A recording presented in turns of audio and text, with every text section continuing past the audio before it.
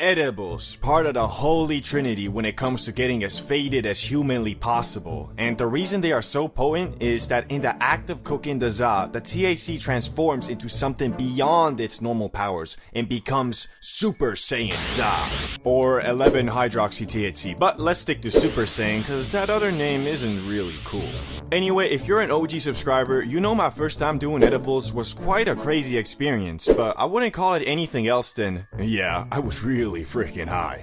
But this time, the abominations we made were no mere first-timer dose. We threw everything we had in there. The day started like any other, except I had just gotten back from Barcelona the previous night and was a bit tired. But you see, there was this really cool movie in the cinema called Oppenheimer. Anyway, me and Rizix had planned to watch Oppenheimer in the cinema sometime before August, but being us, we obviously wanted to be baked during this time, and well, the movie was 3 hours long, so just a quick hit wasn't gonna cut it. So we decided on something we hadn't done in years, that obviously being edibles. The only problem was, we don't know how to manage time, and well, once we started actually making the things, the movie had already begun. But although I do love Cillian Murphy, let's be honest, the main part of this journey was the edibles, not Oppenheimer. So we were like, screw it, we only gonna miss like the first 30 minutes. Which, if we had actually read some reviews on the movie, we would have known it's not something you go to 30 minutes late while bugging up the Zaza and the world's strongest edible. Yeah, we also, just for safe measures, smoked a bit before too. But anyway, once we made our abominations and the whole house was smelling like Snoop Dogg's beard, we sat down to eat these deep fried to get you deeply fried cookies. Ready? Ready. Bruh, they're so dry, man. Yeah, so they were awful in the taste department, but in the how messed up they gonna get you apartment, well, you'll find out soon enough. As I said earlier, just for safety, in case they were duds, we also smoked up a bit before, and we're feeling like medium-sized, cooled on the kitchen counter pizza rolls, even before the cookies hit. As we arrived in the cinema, we were, well, a little bit scared, but also excited to find out what these monstrous things were going to do to us, because, well, we hadn't done edibles in ages, and knew our tolerance towards them was zero. After buying popcorn and a medium drink, we walked in the cinema, took our seats, and sat down to watch the movie, which had been going on for 40 minutes at that point, but we thought we could still enjoy it, and we did until...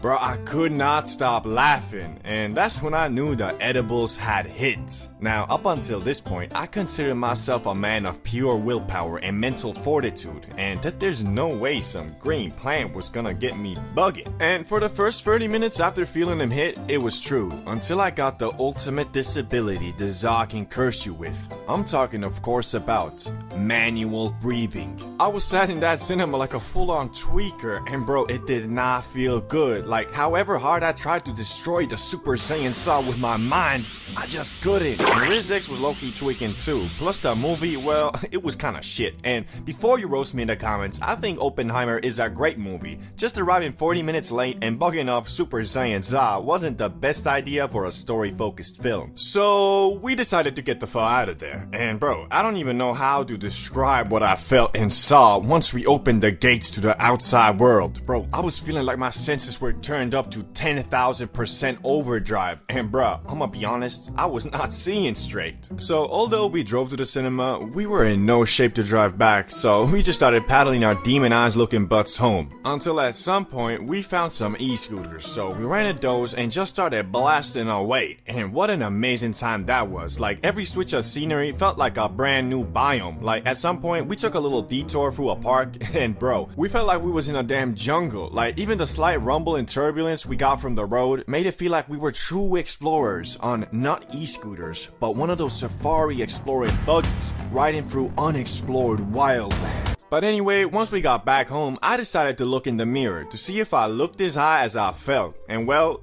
I looked more high. Like, I didn't even know your eyes can get that red, but there they were, looking like the eyes of the damn devil himself. As I looked in the mirror and saw nothing but an empty vessel wandering the wrong plane of existence staring back, I got a bit frightened, cause man, I swear, my reflection was not moving in sync with me yet again. But this time, it was even worse, cause I was like 4 times higher than I was when I first did edibles. So what happened next, you might be wondering? I was bugging out, looking like an uncooked steak, and I couldn't focus on anything longer than 1 second. Well, I went to sleep. Cause one good thing I will say about the trip, the comfortability I felt in my bed was unlike anything I've ever felt before. My blanket was just a perfect temperature, my mattress the perfect fit, and my pillow the perfect place to lay your head. And because of that, and I'm not exaggerating on this, the very second I closed my eyes, I was asleep. Well, not like deep sleep, but nap sleep. Anyway, after closing my eyes, in about 3 minutes, I was completely knocked out. And well, I slept so much like a baby, I actually believe the Za manipulated my very core and reverted my cells and body shape to that of when I was 3 months old, to enable me to get the full experience of sleeping like a baby. Only problem was though, as I woke up like literally 10 hours later, I was still high AF. Not like can't see straight high, but like just hit the BONG high. To be honest, I was just amazed, cause I knew if we had smoked that amount of Za we put in the cookies, we might have been really lit, but nothing like we were from the cookies. And after that day, I have now learned my lesson that actual strong edibles are more comparable to mushrooms than normal bud. If you've ever bought from a plug, you probably know about the teeny tiny voice in your head that goes, "What if it's laced, bro?" And although 99% of the time, that's just you being paranoid, the other 1%, it might be warranted. Which brings me to the time I was dead certain the grass I bought was laced. But you know, I still smoked it. The day started like any other. I woke up, ate my Captain Crunch, worked out, made some videos, and now after a productive day, was looking for some Za to smoke up and watch some Elon Musk vs Zuckerberg fight breakdown videos. Personally, I got the Reptile King on this one. Anyway, the bad news was, I was out of grass. And even worse, the plug I usually buy from wasn't answering, so I had to get creative. First, I tried to scrounge up a hit from smacking the shit out of my grinders and using a card to move it together like I was about to do a line in the back of the nightclub. But alas, after all my effort, I was left with only a smidgen of a hit that was 50% dust and dirt. So although I really didn't want to do it, I knew I had to start asking around for a new plug. And so I did. And after about 30 minutes, I was given the Snapchat of a seemingly high-level devious criminal. And I concluded that by his Snapchat username, which was free straight money emojis. And I'm guessing he chose this name just so everyone knew. I am a drug dealer and I make a lot of money. I shot him a message reading,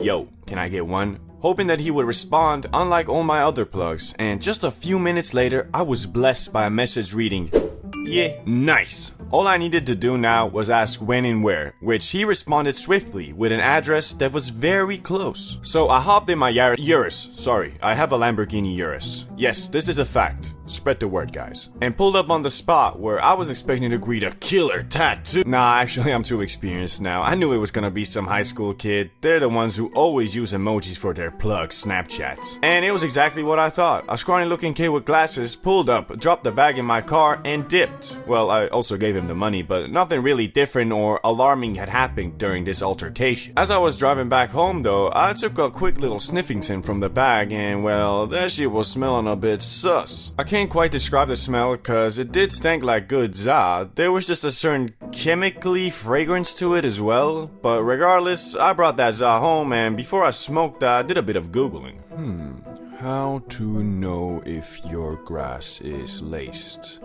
You can tell if your bud is laced by putting it in water and seeing if anything melts out of it. Bruh, ain't no way I'm putting this grass in some goddamn water.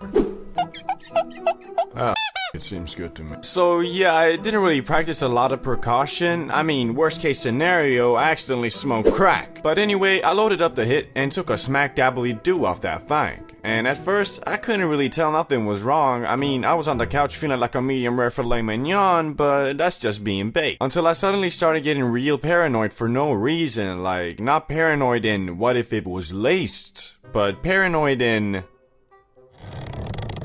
Hey, what the fuck was that? Hello? I'll have you know I'm a certified demon hunting boxing champion, bruh.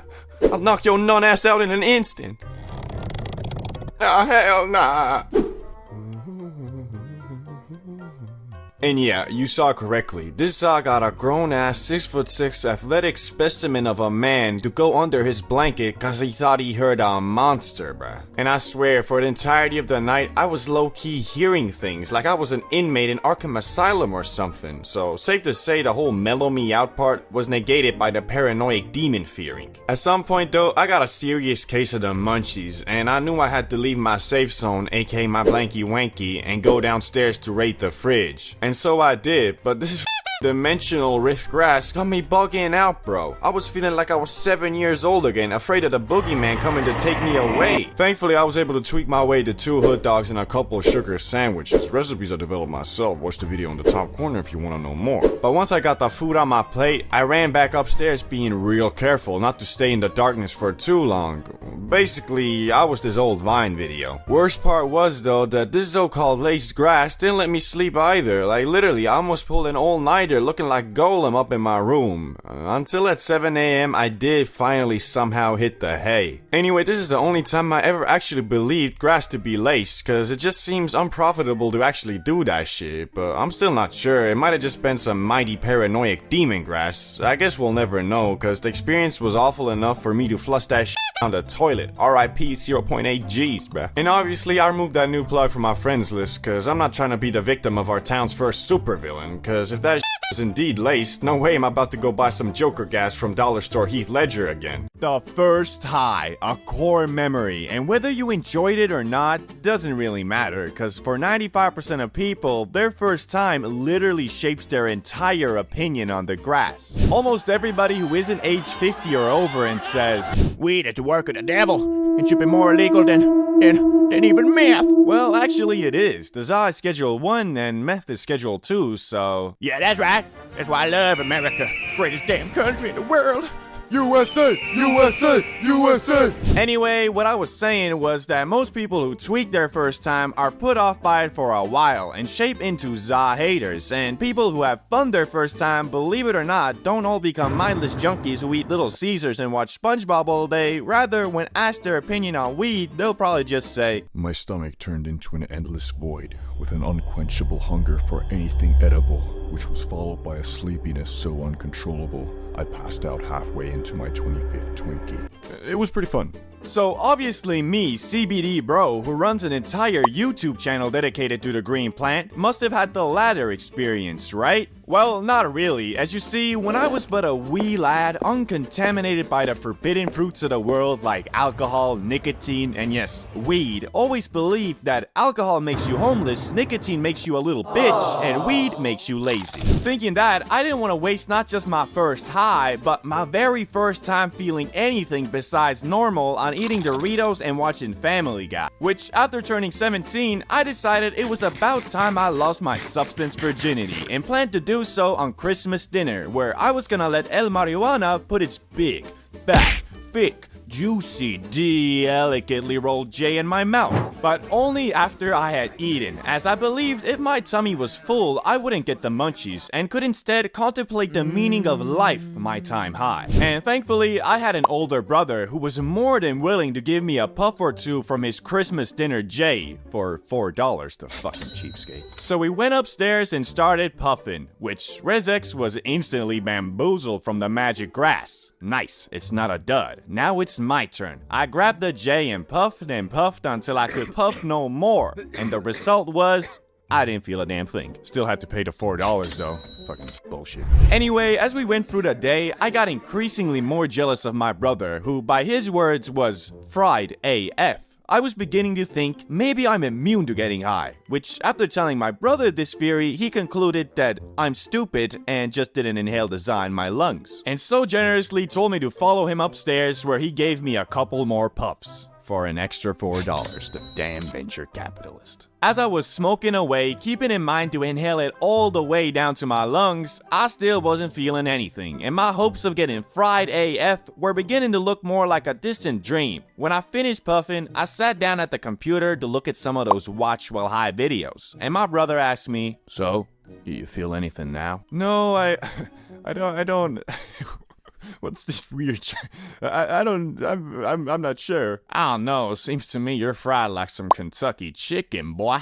I was indeed fried, and incredibly so. Although I didn't smoke a ton, my body had never experienced anything besides a sugar rush and maybe a caffeine kick. So as I was watching this watch while you're high video, I was laughing at everything and was tripping the out. But not in a bad way, it was freaking amazing. Being high was what I always imagined it to be until... bloop.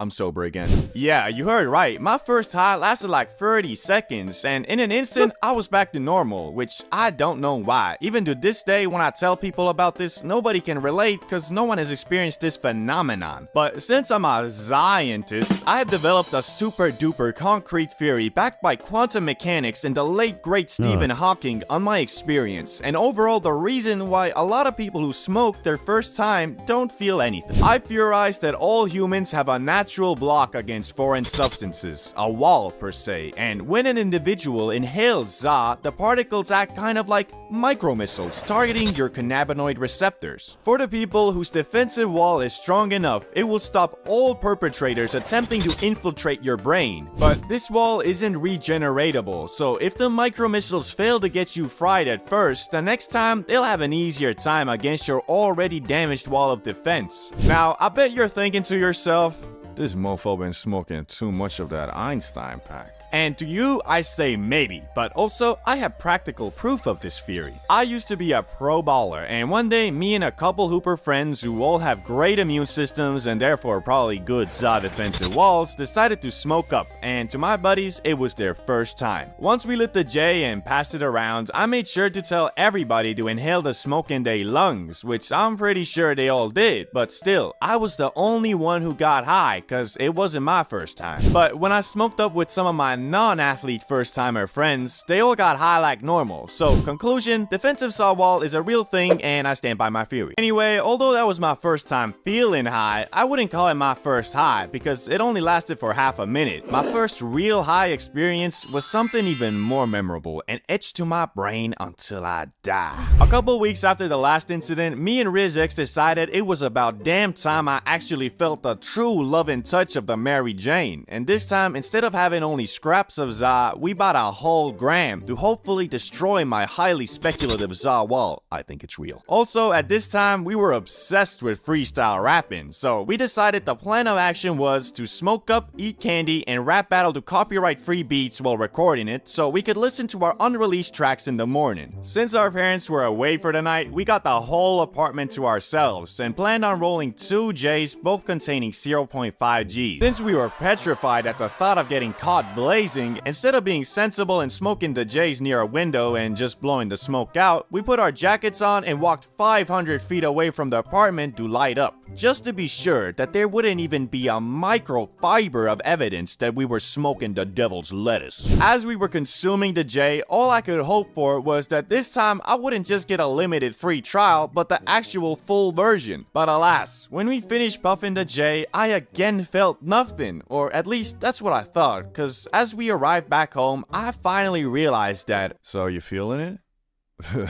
Yeah, kinda. Sometimes the high hits you a couple minutes later, especially if you're going from outdoors to indoors as we did. And my highly accepted theory in the science community about this phenomenon is that through evolution, we have always considered indoors to be our safe zone and outdoors dangerous. Therefore, when you're outside, your brain doesn't allow the full faded and relaxed effect to take over, probably in anticipation of a roadman coming and chefing you up with the mandem. Okay, this one I'm not so confident in, and I have to come clean. I am in no shape or form associated with the science community. Yet. Anyway, now that we were high and in the living room, we started putting on some beats and freestyling, and to this day, I have yet to replicate the skill and precision of my flow that high. It's hard to explain, but nowadays, I can't rap for shit. I mean, I'll spit one line and be like, yo, I've been getting money making racks, cause you know I'm flipping packs. That's facts.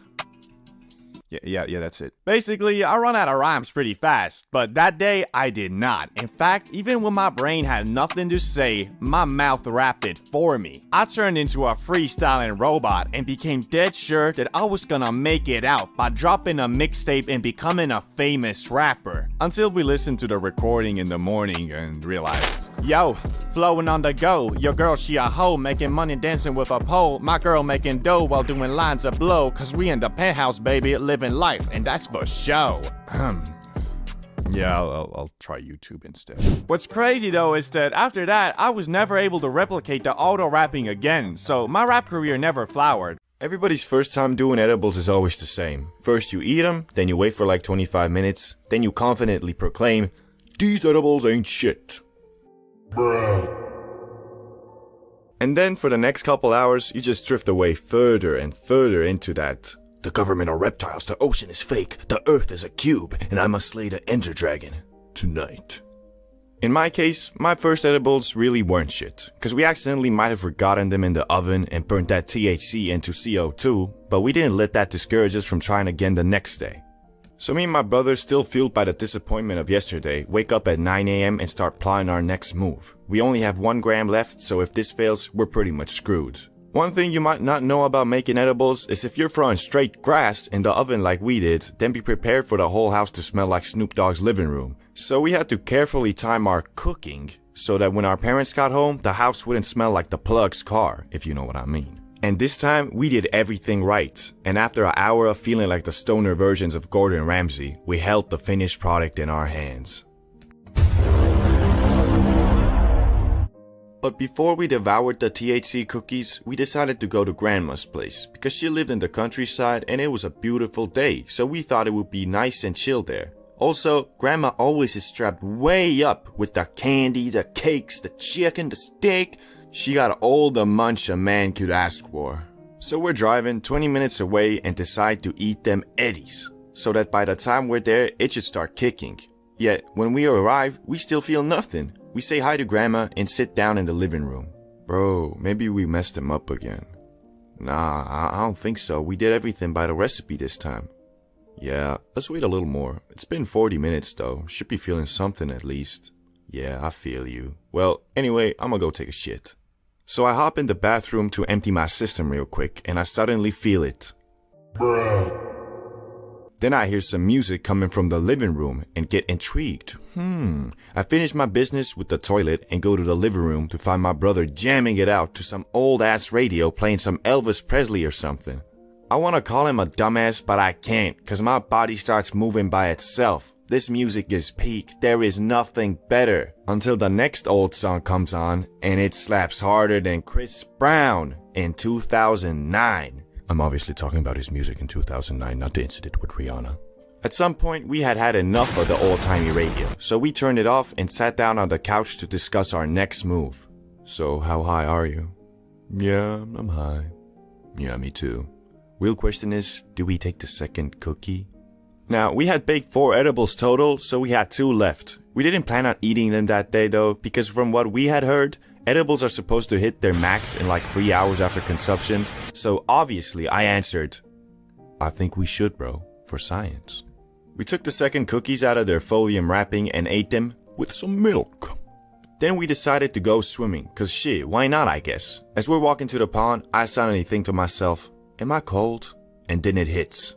I start shivering and feeling like a warm pizza roll in the freezer. I'm not supposed to be here.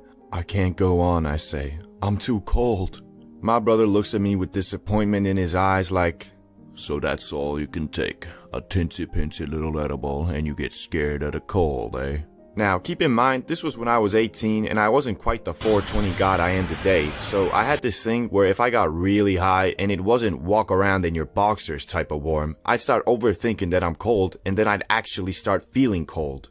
But I said to myself, no, I won't let these edibles control me. And I decided to push through the unwavering cold and fight my inner demons at the little pond over there. So we pull up to the pond and it's time to go swimming. And it wasn't that bad actually. The water was pretty warm and once I got used to it, I stopped shivering.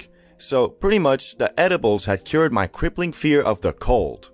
We start walking back to the house and so far I thought I was suited to the max. But then the second Eddie kicks. And bro, this was the high I had read about but never believed in. It was psychedelic. My vision was crazy, like everything was 30 FPS and I could see an after image of my hand when I moved it. So at this point, there was no way I was doing anything else. So we went upstairs to our room and just started doing the randomest stuff. Like inspecting objects, looking at the ceiling, munching. But the one thing I did that I don't recommend doing at this stage was looking in the damn mirror. It was crazy. I was not moving in sync with myself, and I felt like the mirror version of me was from the other side, like Stranger Things or some shit. After like 30 minutes of doing things, we got really tired. Just standing up and functioning had become an immeasurably difficult task. So even though it was only 9 p.m., we decided to call it a day. But I couldn't sleep. These two monster cookies got me overthinking everything. Laying on the bed, eyes wide open like, bro, what if that really was the Stranger Things version of me? What if he's waiting for me to fall asleep? I don't want to go to the shitty other side. I don't know any plugs there. Where am I going to get my weed? And when I finally did try to close my eyes, I started tripping way out. Half asleep, half awake, seeing these vivid dreams. Thankfully, at some point, I did fall asleep. And not just any sleep. I went into freaking hibernation. Cause I was out cold for a calm 16 hours. So I'd say lesson of the story is, if it's your first time doing edibles, wait like at least 2 hours before you proclaim the classic, these edibles ain't shit.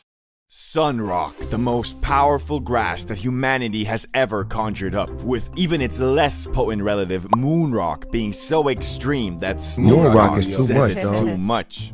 And since I had once already traveled to the moon and made it back alive, barely, I saw it only fitting for me to conquer the sun as The well. ultimate is sun. But unlike last time, where I was in Amsterdam with my brother and had the comfort of tweaking together, this time I was alone, nearly 6,000 miles away from home, in the city of sin, Las Vegas, Nevada. The story kicks off a couple days after I had hit my first blinker and discovered a new realm of high. You know, kinda like Columbus when he discovered America, but unlike Columbus who annihilated the indigenous people, I was annihilating the Zaza, you know, blah, blah, blah. Anyway, after seeing firsthand what the land of the free can offer in terms of getting obliterated beyond the realms of Mother Nature, I was quite intrigued. So, out of curiosity, I decided to Google strongest weed you can get in Las Vegas, just in case there was something more potent than Moonrock, which up until this point, I thought was the pinnacle of bud. So after stumbling upon an article comparing the rocks from the moon and sun, I realized that in my ignorance, I had crowned a false king, and the only deserving punishment for a big smarty pants weed stickman YouTuber like myself was to feel the full wrath of the true strongest weed in the universe. I hopped on the local Las Vegas weed dispensary site in hopes of having it delivered to me like the Benjamin, but either due to current weather conditions or just the delivery man greening the fuck out, it said, "We are currently not providing deliveries." But for the time being, I had no other choice than to leave my apartment and go to the closest dispensary in hopes of them having this exotic nug in stock. Only problem was that it was night and well, your boy wasn't exactly staying at Caesar's Palace, so as I was preparing to go outside in the dark, where, mind you, I saw a guy walking around wearing a safety vest, rocking a handlebar mustache, and carrying a double-barrel shotgun the night before, I just had to take a quick rip from the bong to make it a high story, you know? Okay, 2 miles that way. Wish I had a car. Guess I'll just run. Fucking bullshit. A few minutes later. Hello, sir? Oh yeah, hello. You guys have something called Sunrock? It's like, nope. Just sold the last stock. Those guys bought it. We got Moonrock, though. No, I've already done that. You know where I can get some Sunrocks, though? Yeah, the store a mile from here should have some left. Okay, yeah, thank you. A few minutes later. Sorry, I gotta see your passport first, bruh.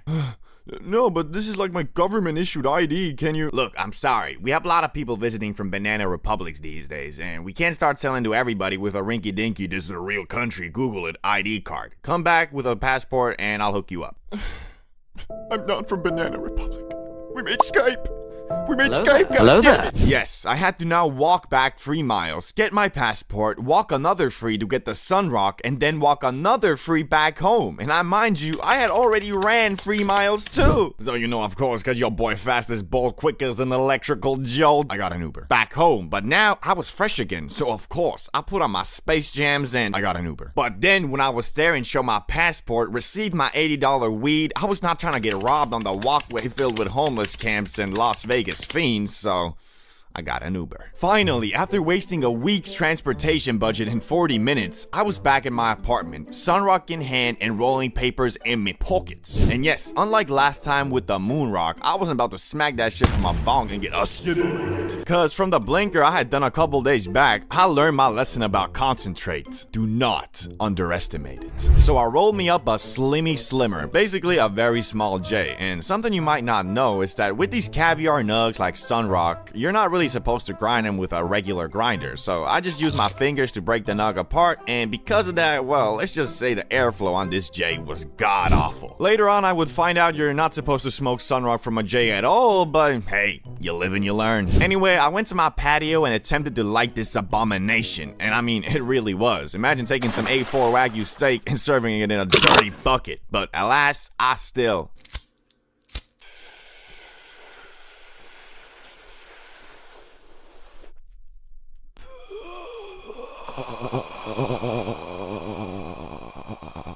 The first puff, yes, the goddamn first puff got me drafted in a galactic war against the Matrix. And I think that had to do with the fact that Jay only had like 3 puffs in it, cause I was basically just smoking straight nugs. But I decided for the legacy of CBD Bro, I shall do another puff.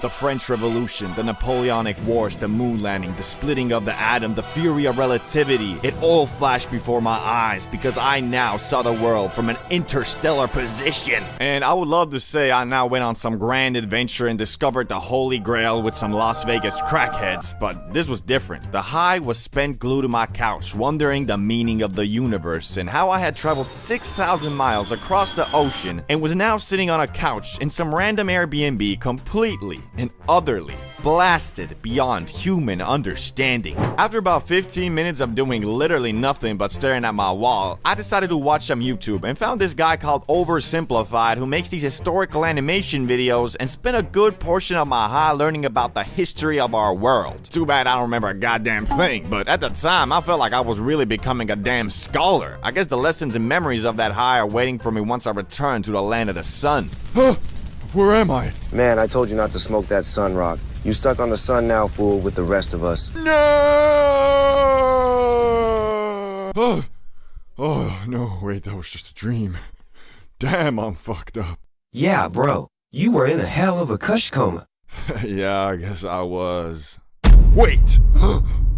Bro, I got stuck in a kush coma, my dudes. Shit was crazy, and I don't actually remember the exact dreams I saw, but they were pretty trippy, and it was one of those inception things that had me waking up from a dream into another dream, son. Safe to say, I had gotten assimilated. But it was kind of nice, because it was a real clear high without anxiety, which usually when you get that obliterated, it always comes accompanied with just a little bit of anxiety at least. So, are sun rocks stronger than moon rocks? Yes, but the main thing I took from this high was that they also kinda better, but I mean, I've only done both once, so once I return to the US, I'll give them both another try and make a conclusion then. Moon rock, a type of weed that has been designed to bamboozle your frontal cortex and get you moving extremely irregular. Apparently so much so that Snoop Dogg himself finds them too strong and has warned against the use of these intergalactic Obi-Wan Kenobi exotic nugs. But CBD Bro, you already smoked moon rock a year ago. And yes, technically I did, but as I learned to discover just a few days ago, crumbling a moon rock J into a bowl isn't even close to the real thing.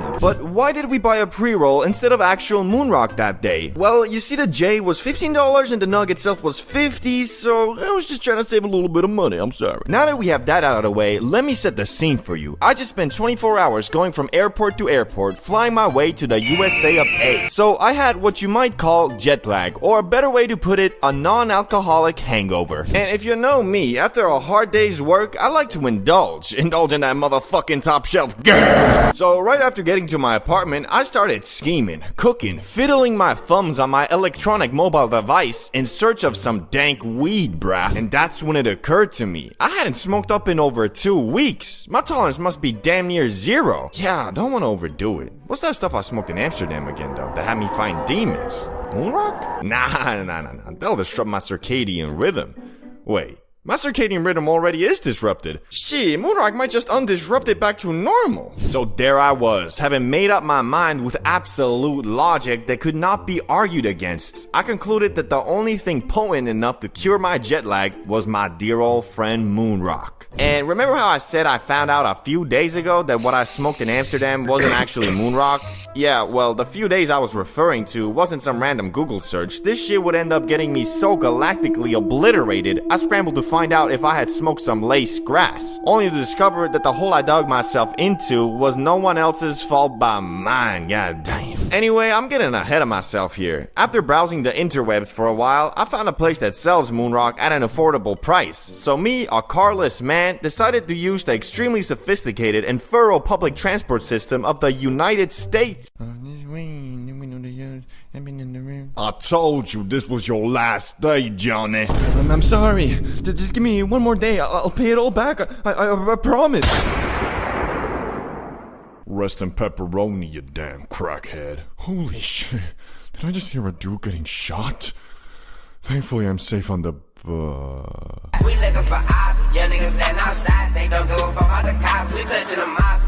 So, after taking a bus I'm assuming was operated by the Crenshaw Crips, I arrived in the fabulous dispensary and was ready to get my dank Moonrocks. Hello, sir. How may I help you today? Yeah, I'd like to purchase some Moonrock. Sure. Do you have your ID or passport? Yes, I do. I came prepared. Yeah, checks out. That'll be $120. 120? I said I want Moonrock, not diamond-encrusted weed. Well, that's the price. You want it or not. Yeah, okay. After being bent over and having all my saved up rupees finessed, I held in my hand Moonrock. Not a cheap Moonrock J, some real sticky icky dank smelling nugs that looked like they really were from the moon. Unfortunately, that wasn't the end of my financial troubles because I was almost certain I had 30 minutes earlier heard a man being shot and killed near the bus stop. I didn't want to have my fade ran by the nearest gang affiliated Moonrock smelling thugs, so using the money I was hoping to buy food with the next day, I instead got an Uber. Oh yeah. After arriving back at my apartment, I made sure that this time I would do things right. So I googled how to smoke Moonrock and was instantly greeted with a mistake I had made. Or I don't know if it was a mistake, but this tutorial said to pack your bowl full of your favorite flower and then add a couple chunks of your Moonrock in. Which obviously I didn't do because I only had the damn Moonrock. Damn, I swear it was easier last time. This shit's sticky as fuck. Oh, well, screw it. I'll just pack it full of Moonrock. What's the worst that can happen? A grave mistake. A skibbity lapse in judgment. I was not at all prepared for what was to come, even though I thought I was. And the reason for that was my false understanding of how potent this shit actually is. I had smoked Sunrock before, but did so from a J, which is not really how you're supposed to do it, making its potency noticeably lower. And the Moonrock I smoked in Amsterdam was apparently just a J covered in keef that we crumbled into a BONG, and on top of that, when you consider the copious amounts of top shelf Zaza we were smoking prior, I think you might be starting to see how this is gonna go. Here goes nothing.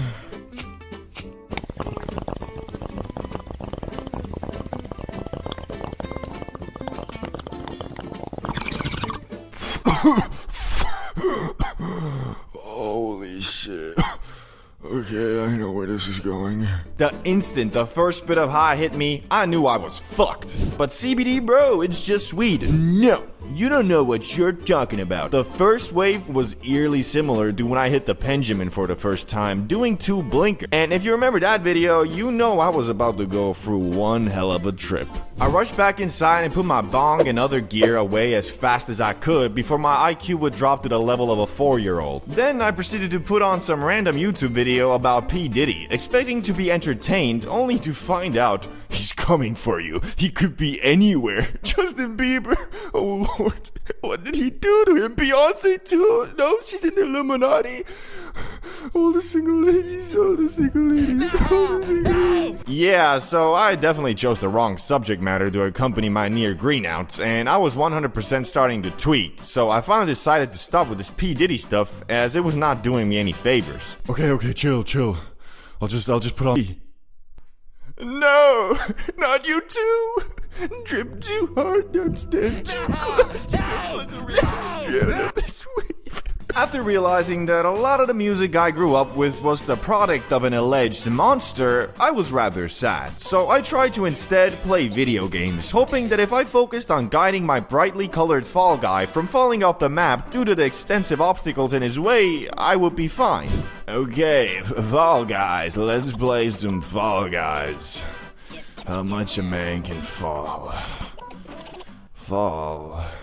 Fallout 4. 20 minutes later. Yeah, I remember I used to love Call of Duty. Nuketown was the shit. Wait. I was supposed to play Fall Guys, man. What is this weed? I can't do shit. I could not focus on anything, bruh. Well, I say anything, but I really mean anything positive. As if I were to let myself slip for even just a moment that day, I could feel every single cell in my body. And when I'm that freakishly high and I start focusing on that little ache I have in my back or the speed of my heart rate, it takes me to Tweak Town real quick. I was trying to keep myself busy as best I could, but everything I did, I was either reminded about the horrors of P. Diddy or started overanalyzing if that pork chop I ate 5 hours earlier might have been undercooked and about to give me some food poisoning. Which what the fuck am I gonna do then? I can't call the ambulance. I'm baked as fuck, and I'm in the US. It will cost me like 50 grand, bruh. Thankfully though, like with all grass highs, it's all in your head. And unless you took some point eddies, it starts wearing off in a couple hours. So all in all, I learned that Moonrock is way more crazy than I thought, and that I should probably revisit its more potent brother Sunrock as well, cause this trip left me wondering what would happen if I smoked that shit properly. Smoking alone. It's a lot different than smoking with a group because, well, you're alone, so it's exclusively your job to explore those high thoughts and piece together fun activities to enjoy the high. And if all goes well, you'll have a blast, scrolling shorts, playing games, watching movies, pondering the scale of the universe and how nothing actually matters. It's great! But it comes with a catch. You see, when you're with a group of friends, it's much easier to stay on subject and destroy the evil thoughts the grass might curse you with. So, in my experience, when I'm getting high alone, I usually smoke a bit less just cause being super mega high is 99% of the time best enjoyed with a group and not by yourself. Unfortunately, when I was a youngster, I hadn't discovered this. In fact, I accidentally got the highest I'd ever been up until that point. And the demons I faced that night made me who I am today. The story begins with a high schooler CBD bro who had planned a great adventure with the main homie Salamander and Ricky. Well, not a great adventure per se. We were gonna go to Salamander's place on Friday night and get absolutely obliterated off that Zaza. And for that, I had secured a whole gram of that exotic the Friday before. And although very tough, I fought the urge to blaze for a whole week just so we could demolish it all together in one night. And if you watch some of my older videos, you know Salamander had a bit of a funky home situation, so a lot of times his house was completely free, and this was supposed to be the case on this beautiful night as well. So you know your boy was excited as an 8-year-old on Christmas for this upcoming Friday night high extravaganza. But it all came crashing down when Salamander texted me, "Hey yo, my parents came home tonight and well, they found my bong, so I'm basically in the gulag now, so no smoke sesh tonight, nor probably the next night, nor, well, until they leave again. See you once I serve my time. LOL. A true tragedy. Our plans have been foiled by none other than Salamander's stinky old bong. But I think you guys can see where this story is going. I had a whole gram of that fine exotic grass, and I've been holding myself back for a whole week in anticipation for the now cancelled high extravaganza. So here I was, standing in my shitty little dorm, filled with sorrow. I decided, screw it, I'ma just smoke alone. So I put my level 99 J-rolling skills to use, and after about 15 minutes of fumbling the spliff, I had done it. I rolled a J that was intended for free people, and headed outside to smoke it all by myself. After heading out, I went to my favorite park bench that was just outside the dormitory territory and started chipping away at the abomination I created. 1 puff, 2 puffs, 3 puffs. I was faded than a hoe, but nowhere near the fadedness I had been waiting for. I continued puffing away until I reached the halfway point and my mouth became drier than the Sahara Desert, bro. So I took a little break to try to figure out how high I truly was. As I stared into nothingness for a good minute, I felt my first person camera slowly pull away into third person, like I was in GTA 5 or something. And I have no shame in saying I didn't smoke the whole thing, cause I was starting to get a bit paranoid, so I took my half-smoked 1G spliff and headed back to my dorm. And bro, you know those creepy pictures that are creepy because they look familiar, like it's just a normal pic, but then you really look at them and realize they ain't normal? Yeah, well, that's how I felt when I walked through the hallway leading to my room. But anyway, once I got to my room, I was still feeling paranoid. Like, it was weird cause I had never felt that way before from Za, and I think that's just cause when you get high with others, you're kinda comforted by the fact that you're not alone in the feeling of being absolutely smacked out of your mind. Thankfully, I did find some comfort in my favorite platform, YouTube. So I started watching some good vibey videos and slowly snapped out of my paranoid state, but was instantly greeted with a new problem. An uncontrollable sensation that if not satisfied will drive you right back to where you started. I'm talking of course about the munchies. So I gathered my strength and started walking to the closest store, and once I arrived, well, I ain't even gonna lie, my wallet was at the mercy of the ItsCbdBro. So basically every food item I saw, my brain went, bro, see those Twinkies? That shit looks bussin'. Yeah, I know, but it's $4 and I already got like $25 worth of stuff in my car. Nah, bruh. Screw all that. You buy this fucking bag of Twinkies or I'm giving you a panic attack right here, right now, bro. Okay, I'll buy the Twinkies. Yeah, of course you will. Well, while you're at it, take that cheese sauce for the nachos too. Okay, I will. After my brain finished ganking the shit out of my wallet, I went back to my room and started demolishing everything I bought. And after that whole munch sesh, I was feeling a lot less hot too, but also my stomach was a bit upset, so I took a massive dump, laid down on my bed, and started scrolling shorts. And I scrolled and scrolled until I passed out without even brushing my teeth and still in my clothes. So you can imagine the next day, I had a bit of a cush hangover, feeling like Shrek, haziness, and overall being slower mentally, but hey, no regrets, cause my brain wasn't lying about those Twinkies, god damn.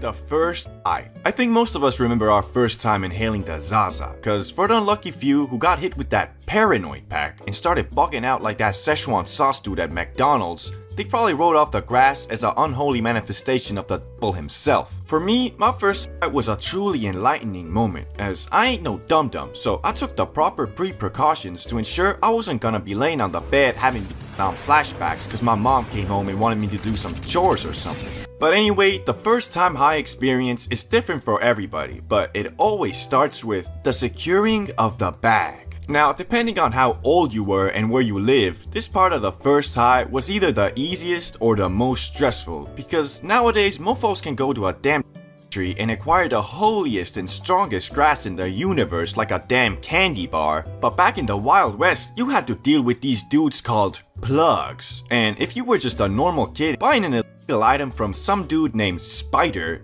it was really scary. Like me and my homies always imagined they'd be all tattooed up, packing heat in every pocket, looking like Mike Tyson when he got out of jail. In reality, they were usually just normal dudes trying to make a quick buck. And also, now that I'm older, I've kind of realized all these plugs with tattoos and nicknames like Scorpion or some shit were literally just wannabe thugs who just listened to a bit too much UK drill and made it their whole personality overnight. But anyway, once you secured the bag, you had to move on to setting the time and place.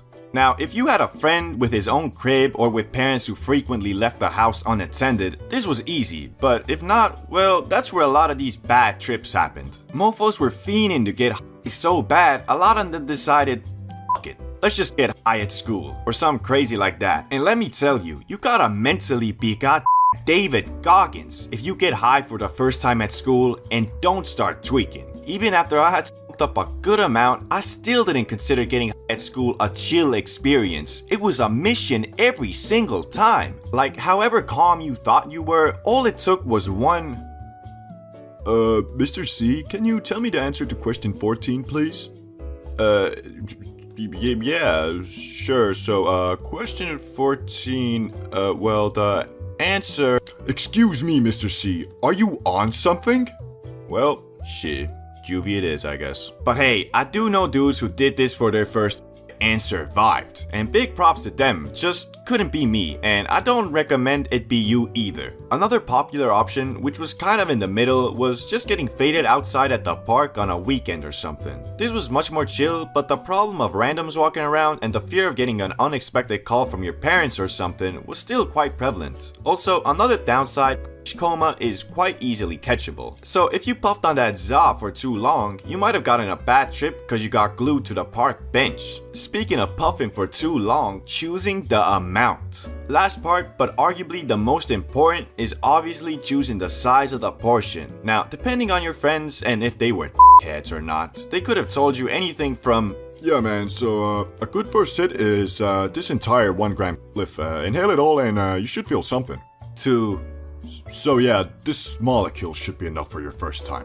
It's got a good amount of atoms in it. in reality, it's somewhere in the middle, cause being it's your first time, your tolerance doesn't exist yet, so even smelling some premium wood might have gotten you high. Then again, if the stuff wasn't premium, you might have been left disappointed at barely feeling anything and writing it off as, Yeah, I'm just built different, I guess. It don't work on me. and actually, for some reason, a lot of dudes don't feel anything their first time, including me. I always imagined there being some wall of defense in my body, and with every hit, it got weaker, until finally it broke and opened the floodgates for the green magic to flow through. But there is a final step that a lot of people forget to do, and that is enjoying the high. So yeah, don't try to control it, flow with it. You get me? Especially if you alone. And also, my first time was alone. You know, back in the day, if you wanted to get high discreetly, well, sorry bro, but there was no way. I mean, you got the J, which stanks up everything. You got the bong, which although doesn't stank as much, where you gonna hide it? Imagine trying to sneak by your parents on some...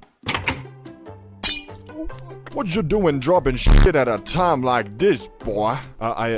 Downstairs, I came down, I wanted a glass of water, yeah. Boy, you must be neurologically disabled if you think that'll excuse you from breaking some dusty-ass dollar store piece and spilling bong water all over my goddamn living room. No, it's... Here, take a smack of this shit. It'll get you proper, boy. Well, that sounds like a pretty fun...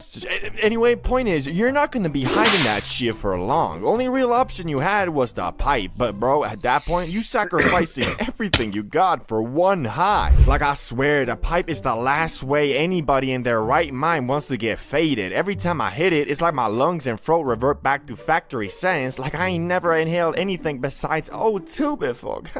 Basically, by smacking the pipe, you're hurting your lungs and throat to the point it kind of fucks up the first 30 minutes of your high. And that's exactly why when the first Benjamin was invented by the scientists at Yodiland, it changed the game, bruh. Never before could you get obliterated on the go regardless of where you were or what you were doing. And thanks to that, getting high has become so damn easy, you got motherfuckers making obliteration their normal state. Never before could someone do anything even remotely sus and you could just assume they were fucking high. My man had sunglasses on for no reason, faded. Dude was staring somewhere for a bit too long, obliterated. Dude went to White Castle for a culinary experience.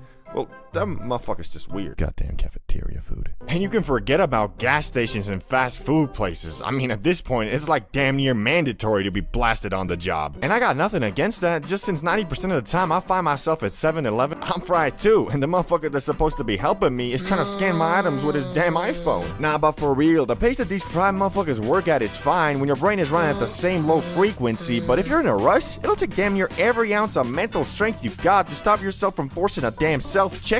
Would you like a bag with that, sir? Fuck no, here's the money, just give me my shit. But don't get me wrong, I got nothing against a good old Benjamin. There really ain't a better on-the-go, fast and easy way to get faded. Unfortunately, I didn't go to college and kinda cheated my way through high school too, so the 15 or so brain cells I was able to develop that keep me from losing and forgetting shit turned into, well, basically zero. And for that reason, I've already lost 2 of them. One of them slipped out my pocket while I was at the movies, and I'm pretty sure some teenagers stole it, cause after the film, when I was looking for it with my flashlight and shit, these motherfuckers were giggling in the back, looking at me like I was a damn circus clown. Coupled with the fact I was fried as fuck, I was fighting my tears. Dog. I just got robbed by some damn teens and I can't even do shit cause it was illegal to even bring it in there. Second one I lost in a very similar manner. As I was getting out my Uber going back home, my sweatpants did me dirty and flinged that fucker out as I was standing up. Took me 2 minutes to realize, and when I did, my Uber driver was probably already hitting that shit cause when I called him back to ask for it, he said,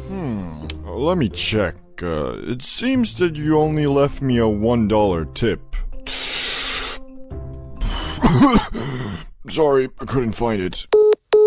And that one hurt the most because that was the first pen I ever had and the one I used for my first Benjamin adventure, which my first time was, well, by far the highest I have ever been in my life. I'm talking freaky, I'm talking third person. Shit, it was the first time in years I truly greened the fuck out. For you see, normal weed or bud is just that, normal. So the strength of it is confined in the realms of reality, unless you know it, it's moonrock. Anyway, the biggest difference between smacking a pen versus, let's say, a J is that the pen doesn't have normal bud in it. It has concentrate, which if you're unaware like I was, is about 10 to 20 times stronger than bud. Knowing that, the best way to get faded off the pen is by just taking small rips to avoid getting sent into the goddamn shadow realm. For example, the YouTuber DamianLuck925 is very well known for taking multiple blinkers, which is the biggest hit you can take, outside in social situations, most notably in random classrooms, like it's nothing. So me being at my USA Airbnb alone in the confines of my living room, thought to myself, okay, so it looks like the basic hit I should do at least is one blinker, but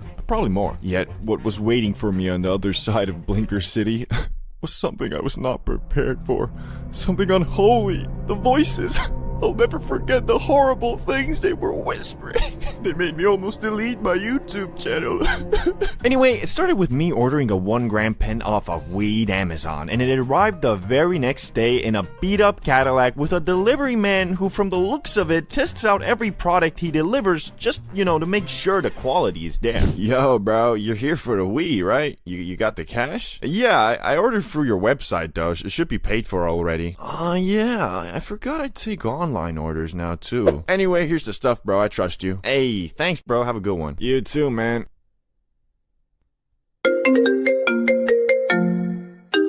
Hello, Mr. Bro. We got a delivery for you from Weed Amazon that should be arriving in an hour or so. Will you be home then? Wait, didn't I just... I'm a gorilla in a fucking scoop. Gonna pull up to the zoo. Oh, I better get out of here. So I went back to the crib, Benjamin in hand, and prepared myself to get faded. And obviously, I went for a blinker, my very first hit. But since I had never smacked a pen before, I inhaled it for about 4 seconds and stopped because it was so light on my throat, I thought it wasn't working, but it actually was. And from that 4-second puff, I was already quite bamboozled. But since I have this weird rule of every time I get new stuff, I break it in by doing a massive hit, I thought, well, fuck. I was supposed to do a blinker. And went for it again. I inhaled and inhaled for a good 8 to 10 seconds, but the thing just wouldn't fucking blink. It got to the point where there was tears coming from my eyes and my throat was begging me to stop, and it ended up like...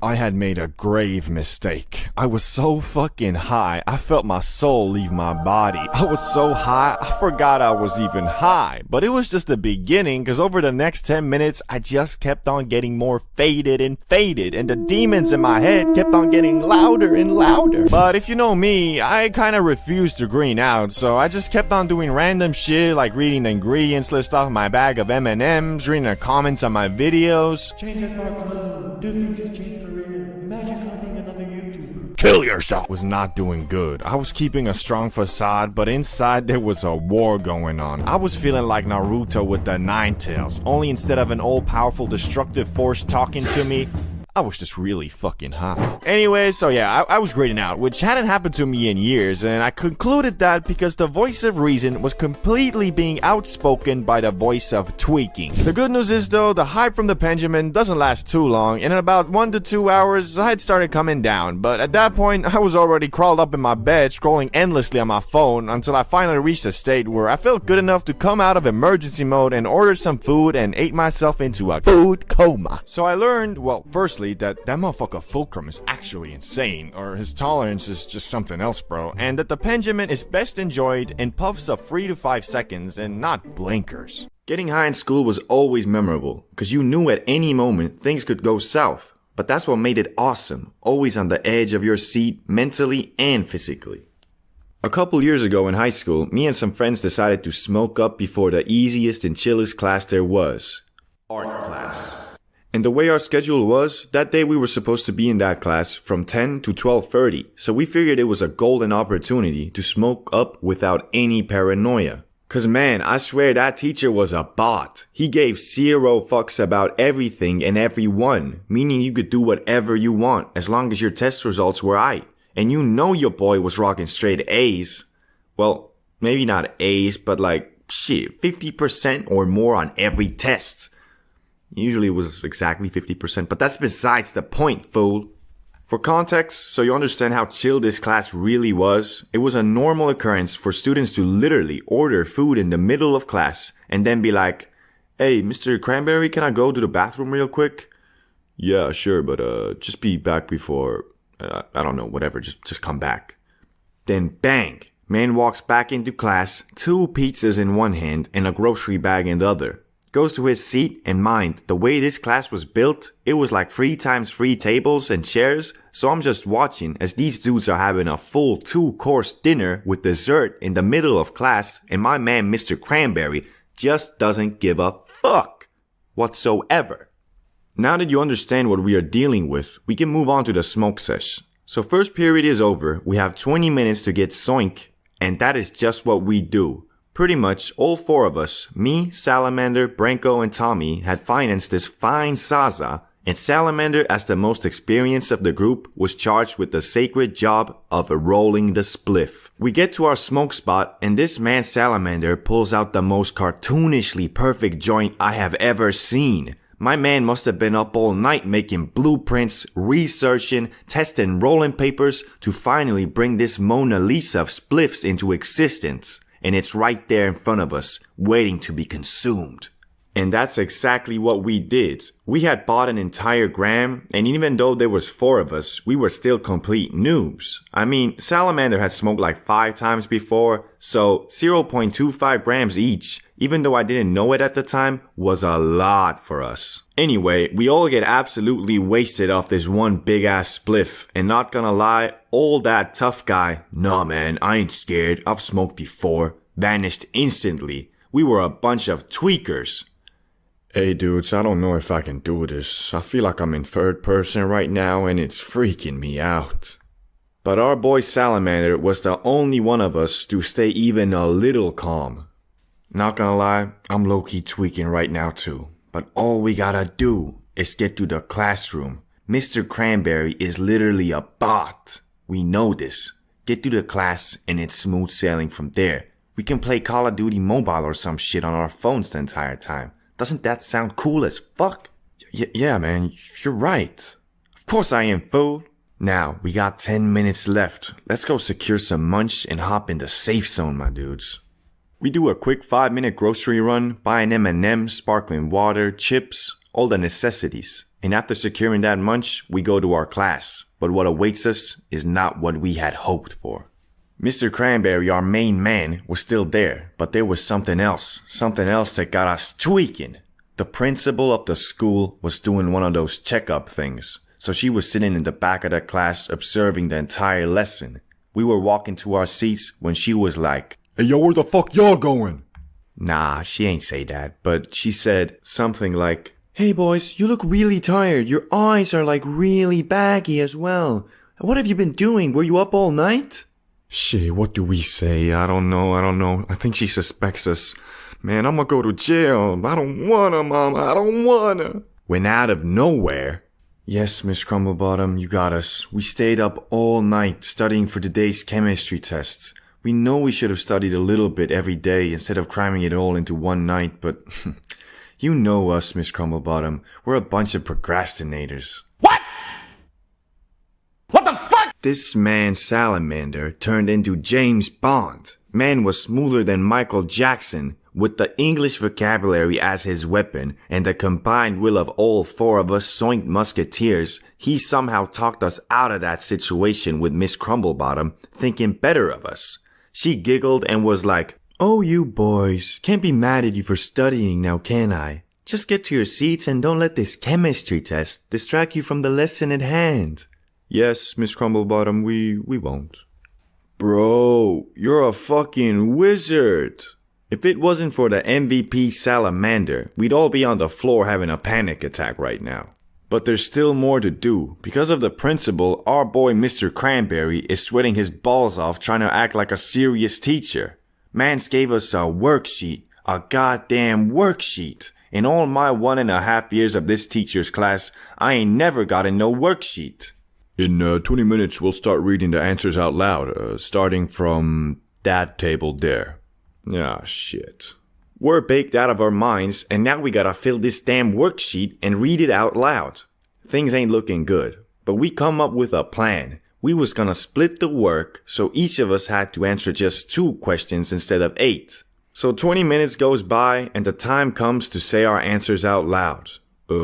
Cubism is an art form originally derived from, The Crisis of the Decepticons and Optimus Prime.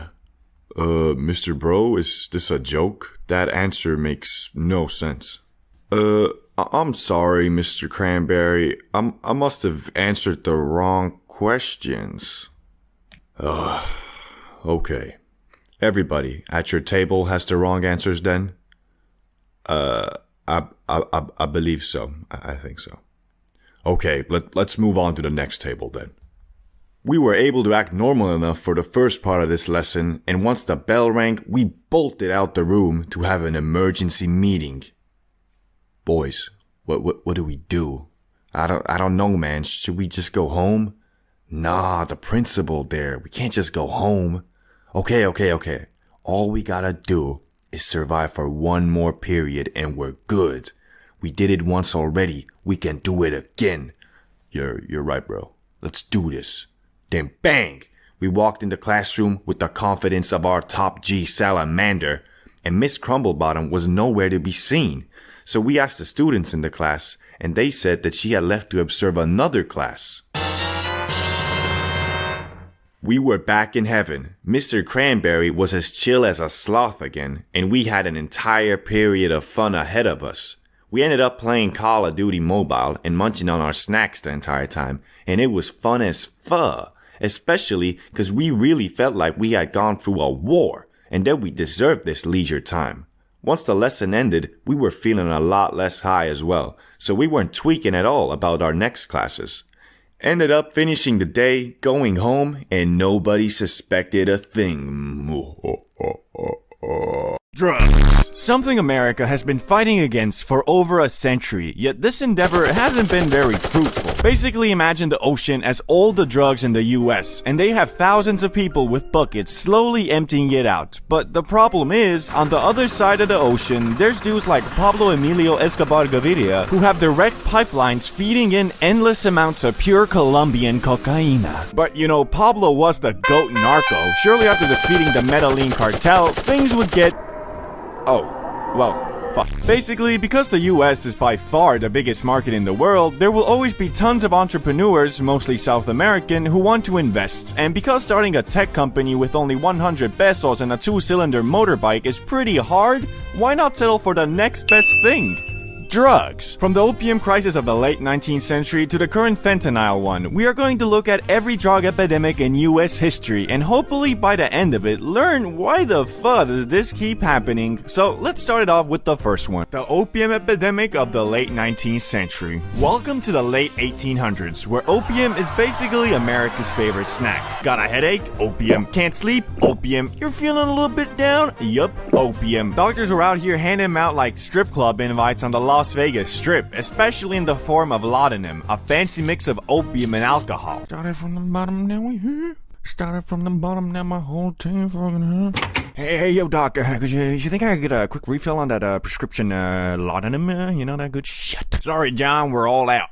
But here, take this Jack Daniels and powdered opium. Just smack a hit from the pipe and wash it down with the Jack, if you know what I mean.